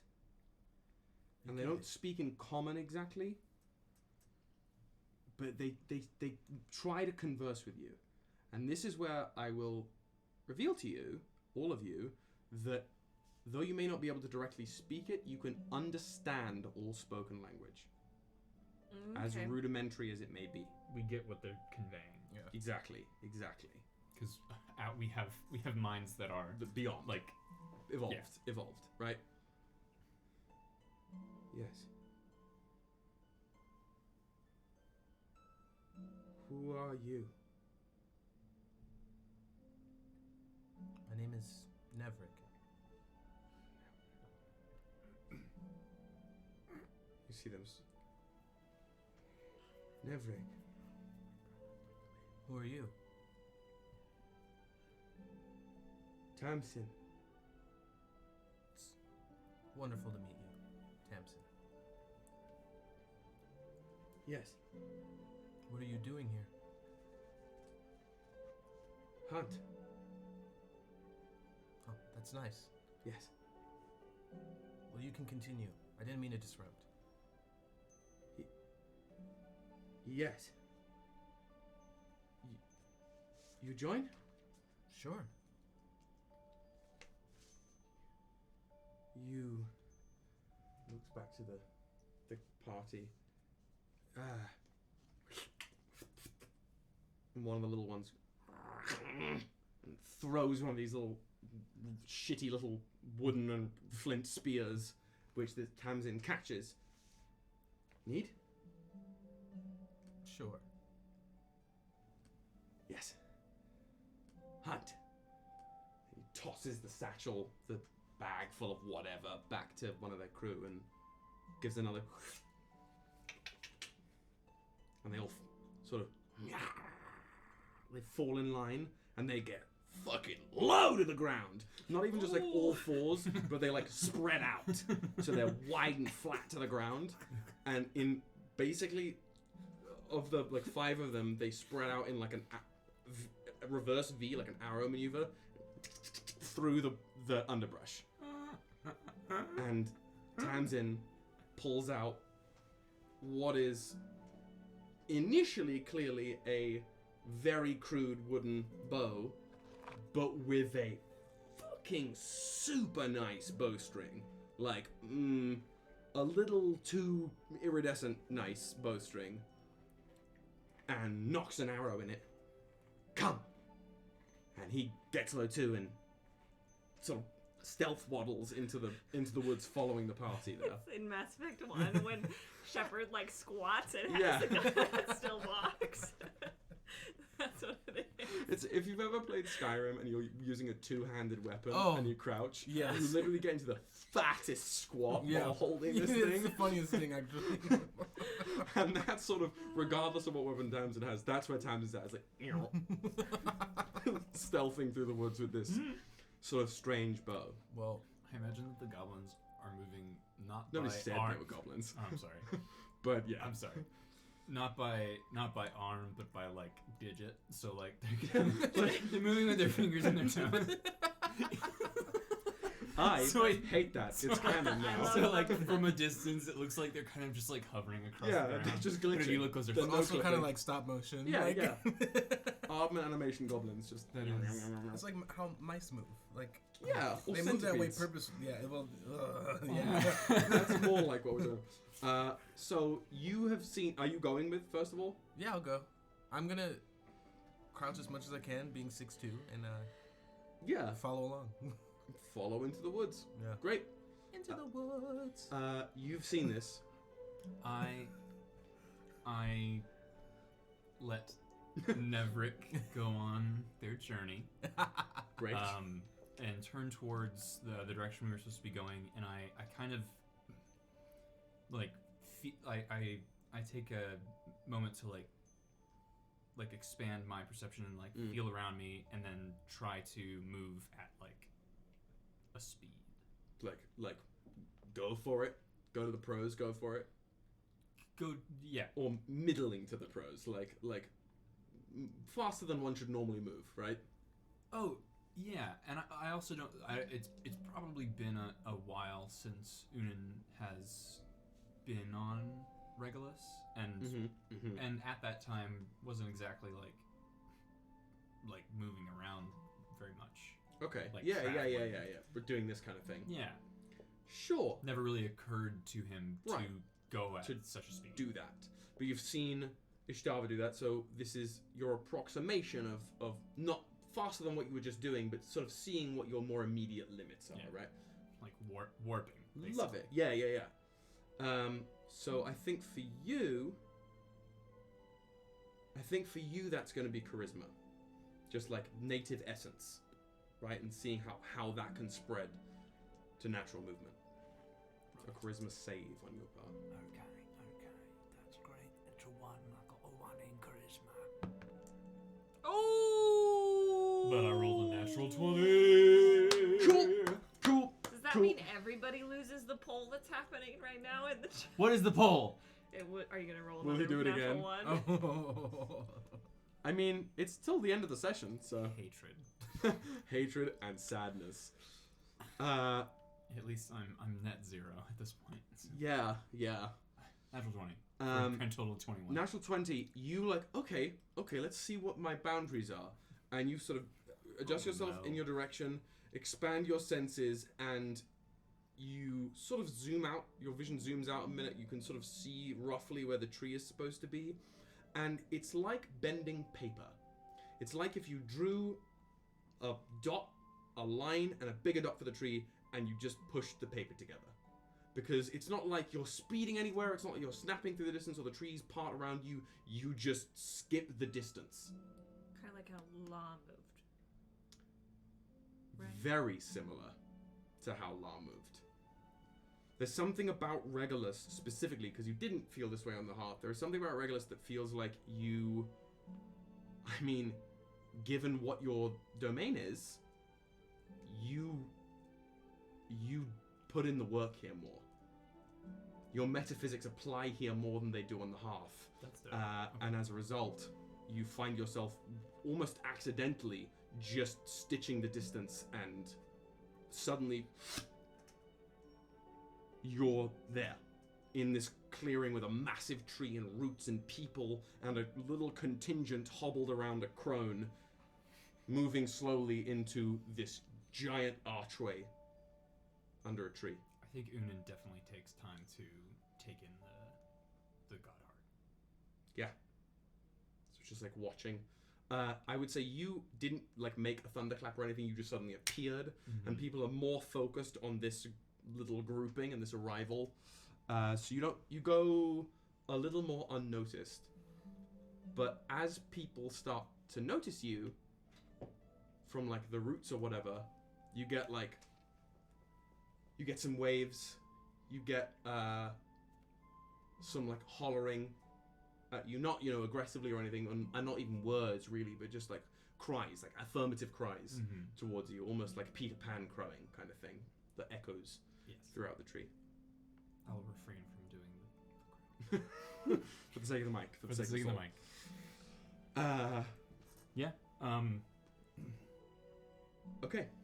Just, I will start moving forward to catch up with Crone, that I assume is Ishtava. Great. So as you were being ushered into the tree, little sparrow on Üthevhenan's shoulder chirps a couple times. I can't do a fucking bird chirp. What do you want from me? I wasn't saying anything. Listen. It was more myself commenting on myself. Like I struggle with it. Hey, bud, it's okay. You're amazing. You're not a bird. Fuck. Story of my life. Impressions of other people. Yeah. Sure. Maybe like you should. Birds. Yeah. Like you never know. Sure. The bird chirps and Üthevhenan. Sure. I believe another of a friend of you, wise one, has arrived. Yes. They will be brought to us in time. Good boy. You're such a nice boy. I have a granddaughter that would love to meet you. My friends, prepare a table for our guest. And this little contingent sort of mutters amongst themselves. It's again not fully a language yet. Like you can understand the intent here as they're chattering to each other about like basically, okay, we'll prepare the oaken slab and get some of the finer dried goods and whatnot. And though you're able to understand this in relative minutiae, it's more like noise-based intent than it is actual language. Like clearly, like noises in the beginning of words that they've applied to certain concepts that have just spread through this community in perpetuity. And this group of 8 peel away as you are led through this giant threshold. As you pass into it, it's sort of dimmed from the outside, like whatever is on the inside of the tree is overshadowed. And as you pass through it, it's clear that that's some kind of enchantment. Because as you enter into the hollow space inside the tree, it's filled with this warm light. As the entire tree is hollow. The whole thing. And on the inside, still lit mostly by all now much more intensely glowing pockets of that iridescent sap, you can see the inside of the tree has been carved and it's layered, and there are more on the level that you've come in, little ridges in the bark where there are little domiciles and huts and houses that are scaled with steps crudely carved into the circumference of the lower chunk of this tree. And then platforms jut out higher as you go, and there are different things on different layers, and it's big and manifold. And there are like platforms of wood that are rising and falling up the hollow middle of this tree, seemingly, going from layer to layer. And it goes below you as well, where only this almost gloaming opal light seems to gleam the further you look down the center of the tree. But it's huge. It's huge. And there are clearly more people on the outside right now than there are on the inside. But this is heart of God, as it would seem at the moment. I want to see everything. Yes? In time. But please. We can do that. We can do that. First, you must be weary from your travels. First I rest. Show me around, you must. I would like to put in my 2 weeks. Thanks. You must be weary from your travels, yes? Do you need victuals? I look at the bird. Bird again. Human teeth in beak. Tweet, tweet. I think I could rest a spell before. Good. Let the friends catch up. Sounds ideal. And I will say with Overon, you can. This is language. Mm-hmm. This is This is not like something suppository. It's real. Mm-hmm. So you are, instead of being led onto one of the moving platforms or the nebulous space in the middle of the tree, Overon just leads you up and to the left, up one of these long wooden sets of staircases, and you can hear obviously movement and noise from the people, like 50 or 60 or so old bloods that you can see moving about. Some are directed towards you, but now that there isn't this big cavalcade around you, you're just a hooded old blood with one of their leaders, right? Mm-hmm. Must happen all the time. So you're led up a little ways, round this spiraling stairway, just to about a level of the inside of this tree where some of the bark shifts color from a darker, redder wood to a slightly brighter wood. Mm-hmm. And as you get to that threshold, some of the ridges of the bark next to the stairway sort of triangulate and part open, revealing a rounded little room in the inner rings of the tree, still only lit by that cambrium, that like iridescent sap. And in it, some of the members of the little cavalcade that was out with you are seen throwing some cloth over a literal slab of wood that's sat up on a little trunk, and just placing things on it, like little wooden utensils, a couple slabs of some kind of dried meat, and some vegetation, some very vibrant looking fruit, like these purple, almost melon looking things, and mostly soft fruits, but they are almost prehistoric, right? They're large and vibrant. And as the pair of you come in, they again sort of direct their attention to you, give a little sort of curving bow, and begin to leave. Oh, thank you. One of the larger ones with the third eye. Welcome. Was that a welcome in response or welcome as in like bienvenue? Who's to say? Welcome and bienvenue. They clear out, and Overon sort of lets go of their grasp of you and takes a seat at one of the stumps around this little covered table. And the sparrow hops off and just sits on the table, starts noshing on the fruit. Just going for it. What is the fruit? Explain. Please. Yes, it is fruit from our forest, from the wilds.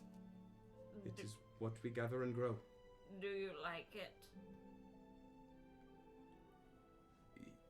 He sort of looks puzzled and looks towards the sparrow. Do I? It's not for him to answer, it's for you to answer. I think so. I prefer it to the meat. Does The first the fruit? Got him. The oldie Whole Foods. Got you. Does the fruit have a name?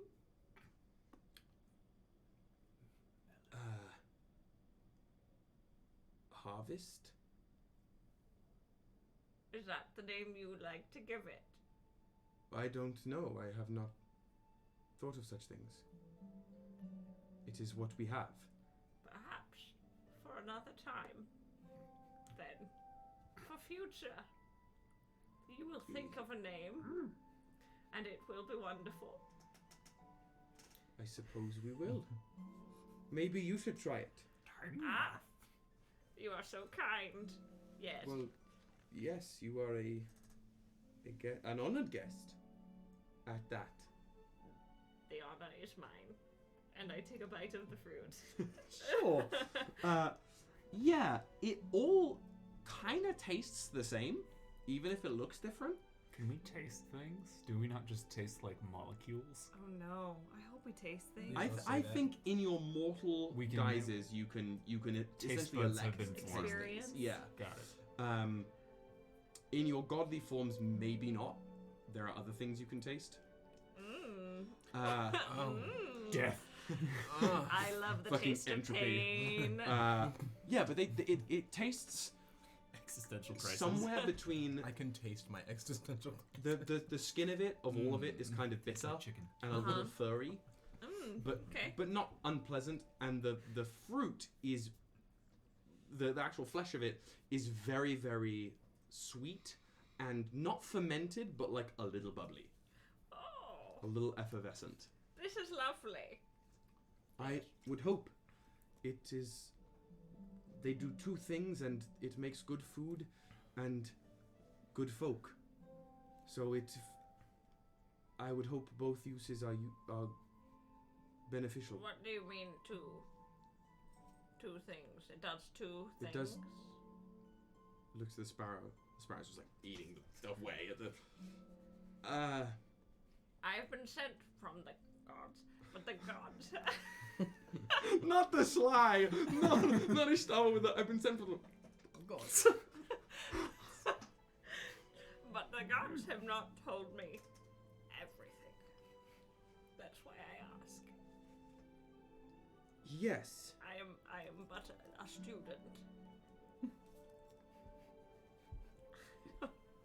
Fair.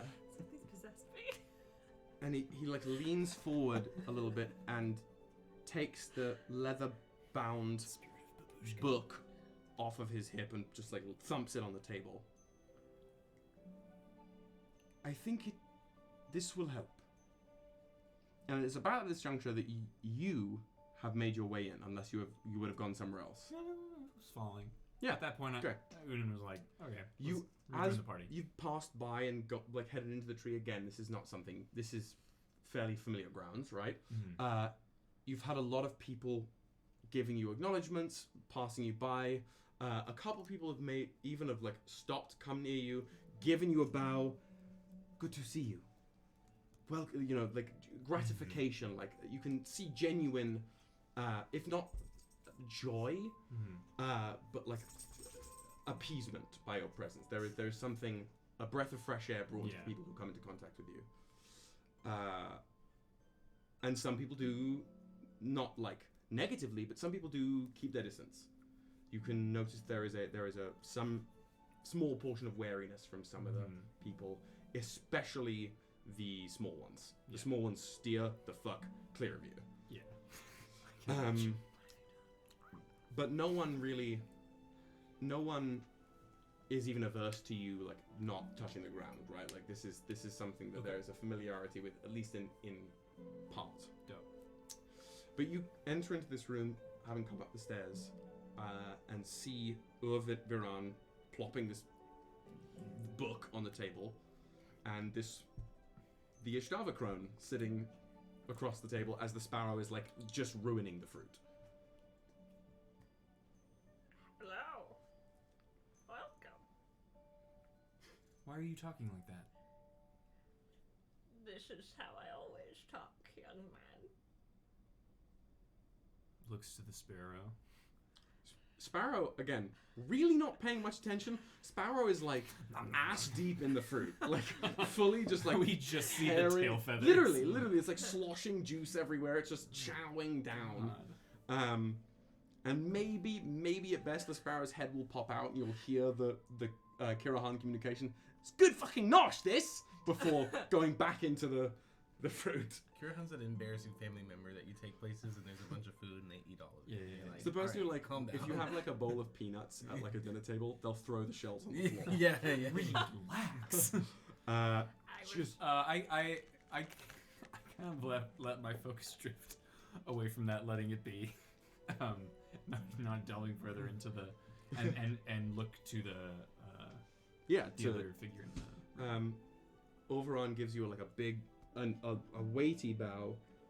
I did not realize it is. I would have greeted you personally. Good to see you. Good to see you as well. There was no need to greet personally. I greet you now. I will respectfully disagree. Respectfully. But I am glad you are here. I hope your journey was well. The ember in me just went like, you son of a bitch. Asshole. I should fuck with this guy. That's my job. You disagree with a god. You dare? Just like the clouds. Yeah. No. You are acquainted? Yes, this is my friend, Ishtava. Yes. They are old. And young. And everything in between. But do not fret your mind about that. I understand as little as you do.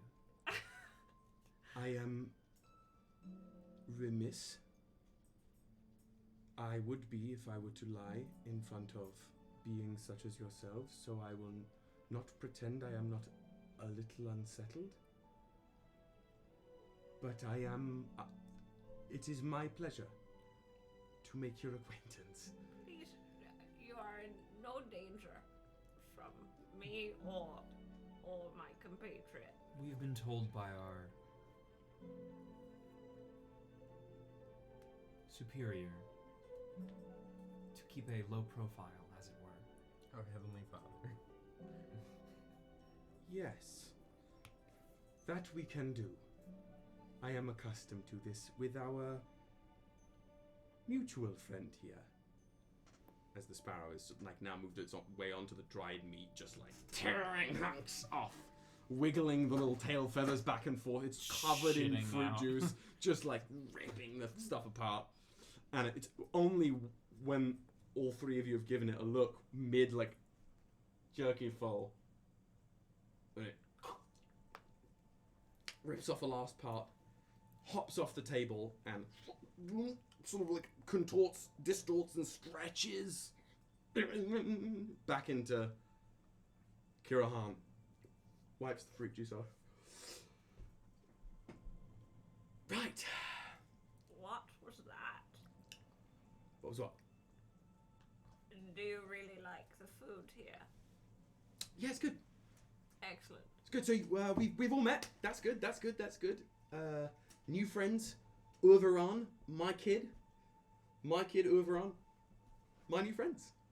Glad we're all having this little chat. You say your kid. Perhaps, sir, if I may. It would be easier to thread things through. I am the first of my people. Made by our mutual friend, and in turn I guide those who have come after me. You asked about the fruit. All of us, we come from Heart of God. Üthevhenan, as Overon gestures around to the tree. My kind is from this. He points to like the iridescent sap. Those like yourself come from this, as it He knocks on the bark. Uh-huh. Some come from the fruit, and some come from the leaves. And we make each other, craft ourselves down below. That is how it is. How do you make each other? From all of this. It is hard to explain. May I see? Yes, you may. You certainly. There is. It is not the best time, but you may, yes. You may see whatever you would like in our home. Do you have questions, young man? Just the act in case some like lowly elf walks by. Breaks character for a second. Hey! I fucking saw that, bro! You're not lonely. Sure. I do not have specific questions. I too, though, am looking forward to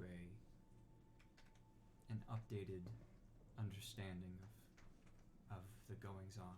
Indeed, it has been some time. It looks quite good.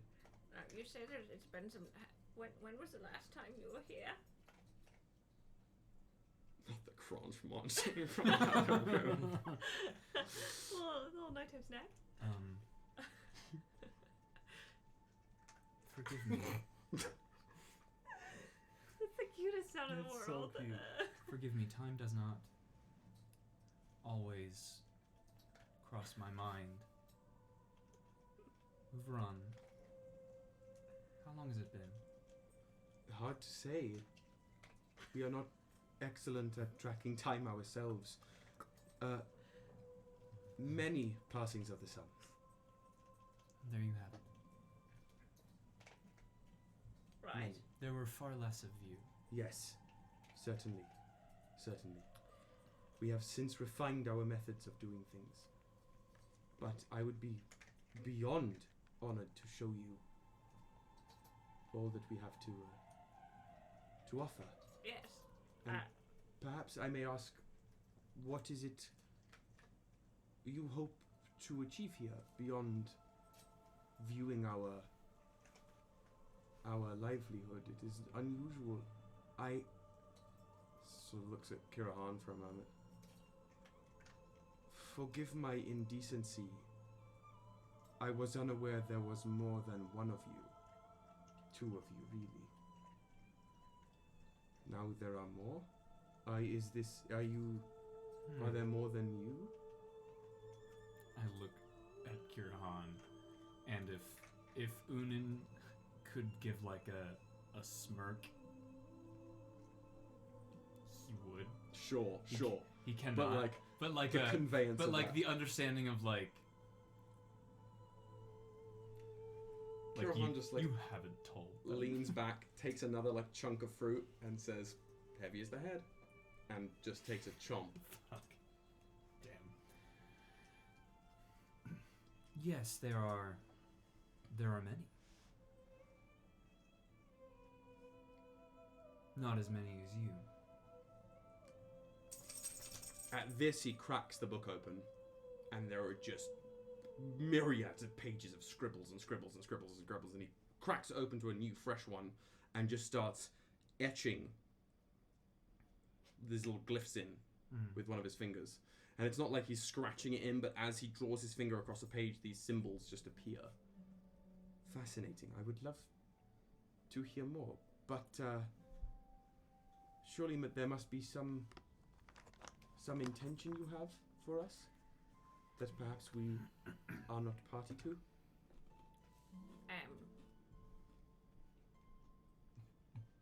As you, I don't. This might upset you, and it's not supposed to.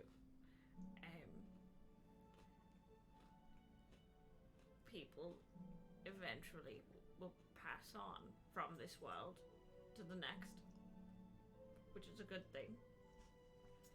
And I am in charge of that. Oh Yikes. Wow, you're giving No. And so I want to see how you live here, so I can better make your next world comfortable and lovely, as you are. Madam Ishtava, is that your calling? Ishtava. What may I call you? Yes. Again, I must ask your forgiveness from impertinence, but, as he looks to Kirahan, I thought I was under the... And Kirahan just stands up and goes, well, that's my cue. If I can hear something correctly, there is a commotion in the ocean out west, so I'll be checking in on that. commotion in the ocean. Yep. Gonna need to record that on a first documentation kind of level. So I'm out. Have a fun trip, and I'll see you back home, friends. Bye. And he just again like buckles in on himself and like whips back into that large sparrow form and just blitzes out the archway and out down into the tree and presumably gone. Does he have to go kill Woody's character? I don't know what you're talking about. I don't. It's not a bad thing. It's more of like plants go, and Yes. animals go, and so I'm Yes. here to study the We world. do not do that. Yes, no, you don't. But others who might not be like you, who will eventually live, might become. Yes. Yeah. If you would like, Sorry. Please. Could I make an investigation check into the physiological makeup of what I'm looking at? Like, kind of like drop out of like what I'm literally like seeing in like the physical world, and more kind of like look what this person is comprised try of, to kinda? discern like, is this like barring being like murdered, or like, is this person going to die? Sure. Roll. I would take either an investigation check or an Arcana check. Don't go anywhere. I'm not leaving. Great. Both are garbage. Both are garbage. Garbage.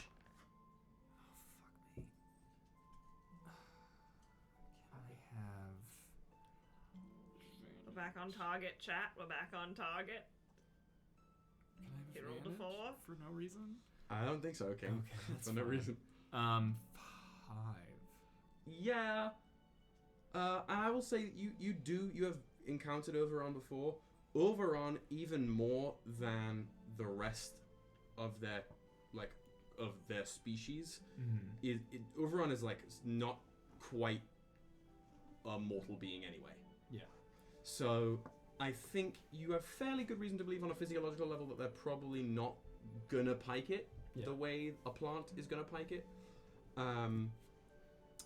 But you're not any sure or anything more than that. If you would like, I would happily take you on one of our excursions, or you certainly can see the brood pods. That is an easy place to watch the cycle continue. But I would just keep me abreast of what you would like. I should also inform my my council that you are here.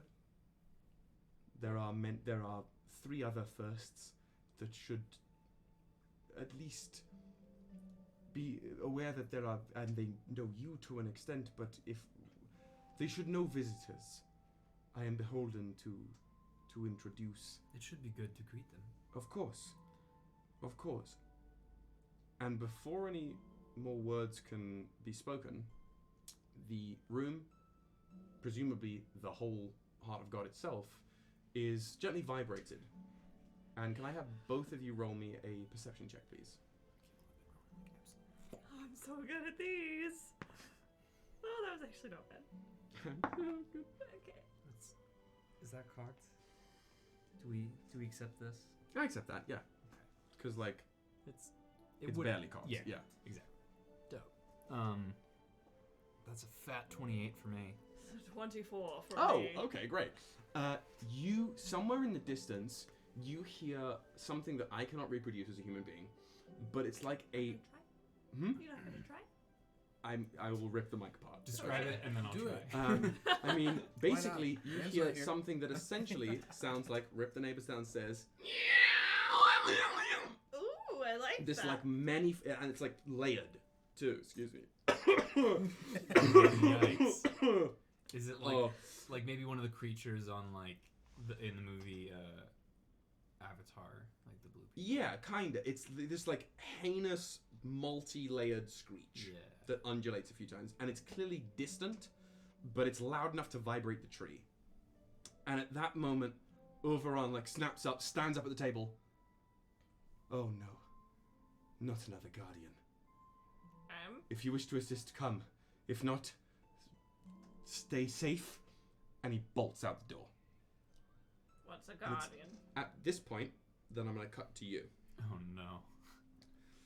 You are basically crouched side by side with Tamsin through the woods, in the middle of an arrow of skittering little green things with spears and weaponry on their back, tracking through the forest. And as you're going, Tamsin keeps like checking up on you, almost to see if you're like still there, maybe, or if you're a dream or something. Sniffing the ground. And it's in the middle of all this that from somewhere in the formation you hear, and all the little ones stop, and they whip around and they turn to Tamsin, sort of like glancing at you. Tamsin stops. Something. Come. See? Yeah. And Tamsin gets full to the ground, full prone. Hold B all the way. Little bow in grip, shuffling on the ground. What are you doing? I'm with them, all the way. I'm doing Damn. it too. Okay. Fucking unit. So you're just like on the ground, shitty little spear in your hands, going. Follow Tamsin, and as Tamsin goes, the little ones sort of file in line behind you guys, because they give you a berth, wide berth at least. Tamsin stops as you get to the crested edge of a pocket of little trees here. It's not quite a clearing because perfectly concentrically, when about like 10 feet in, there's another layer of trees. And then 10 feet more, another. And then 5 feet more, another layer of like beautifully layered trees, through which this light, this lilting white light is emanating. And as you get in there and stop, the white light in the center of these rings of trees shifts.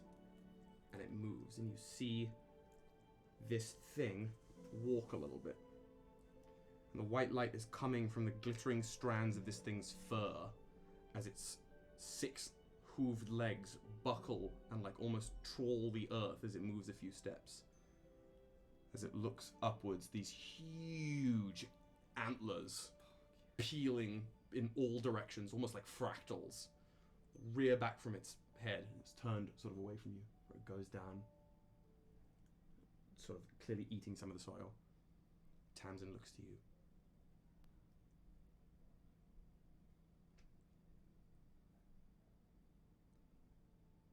Tamsin makes one move out of the circle, like through the first thing of the circle of trees. The wind almost like shifts direction, following Tamsin's movement. The thing on 6 legs snaps its head up and wheels toward, like turns its head towards you, and you get the full view of its long head with 7 eyes and a bifold mouth. It's got like one set of mouth up here and another, like Slife of the Sky Dragon. I was basically. about to say that! Yeah. Like this 2 set of mouth that it wheels round, Hate that. and it locks all of its eyes with, at the very least, Tamsin, as its mouth, one goes open, second one,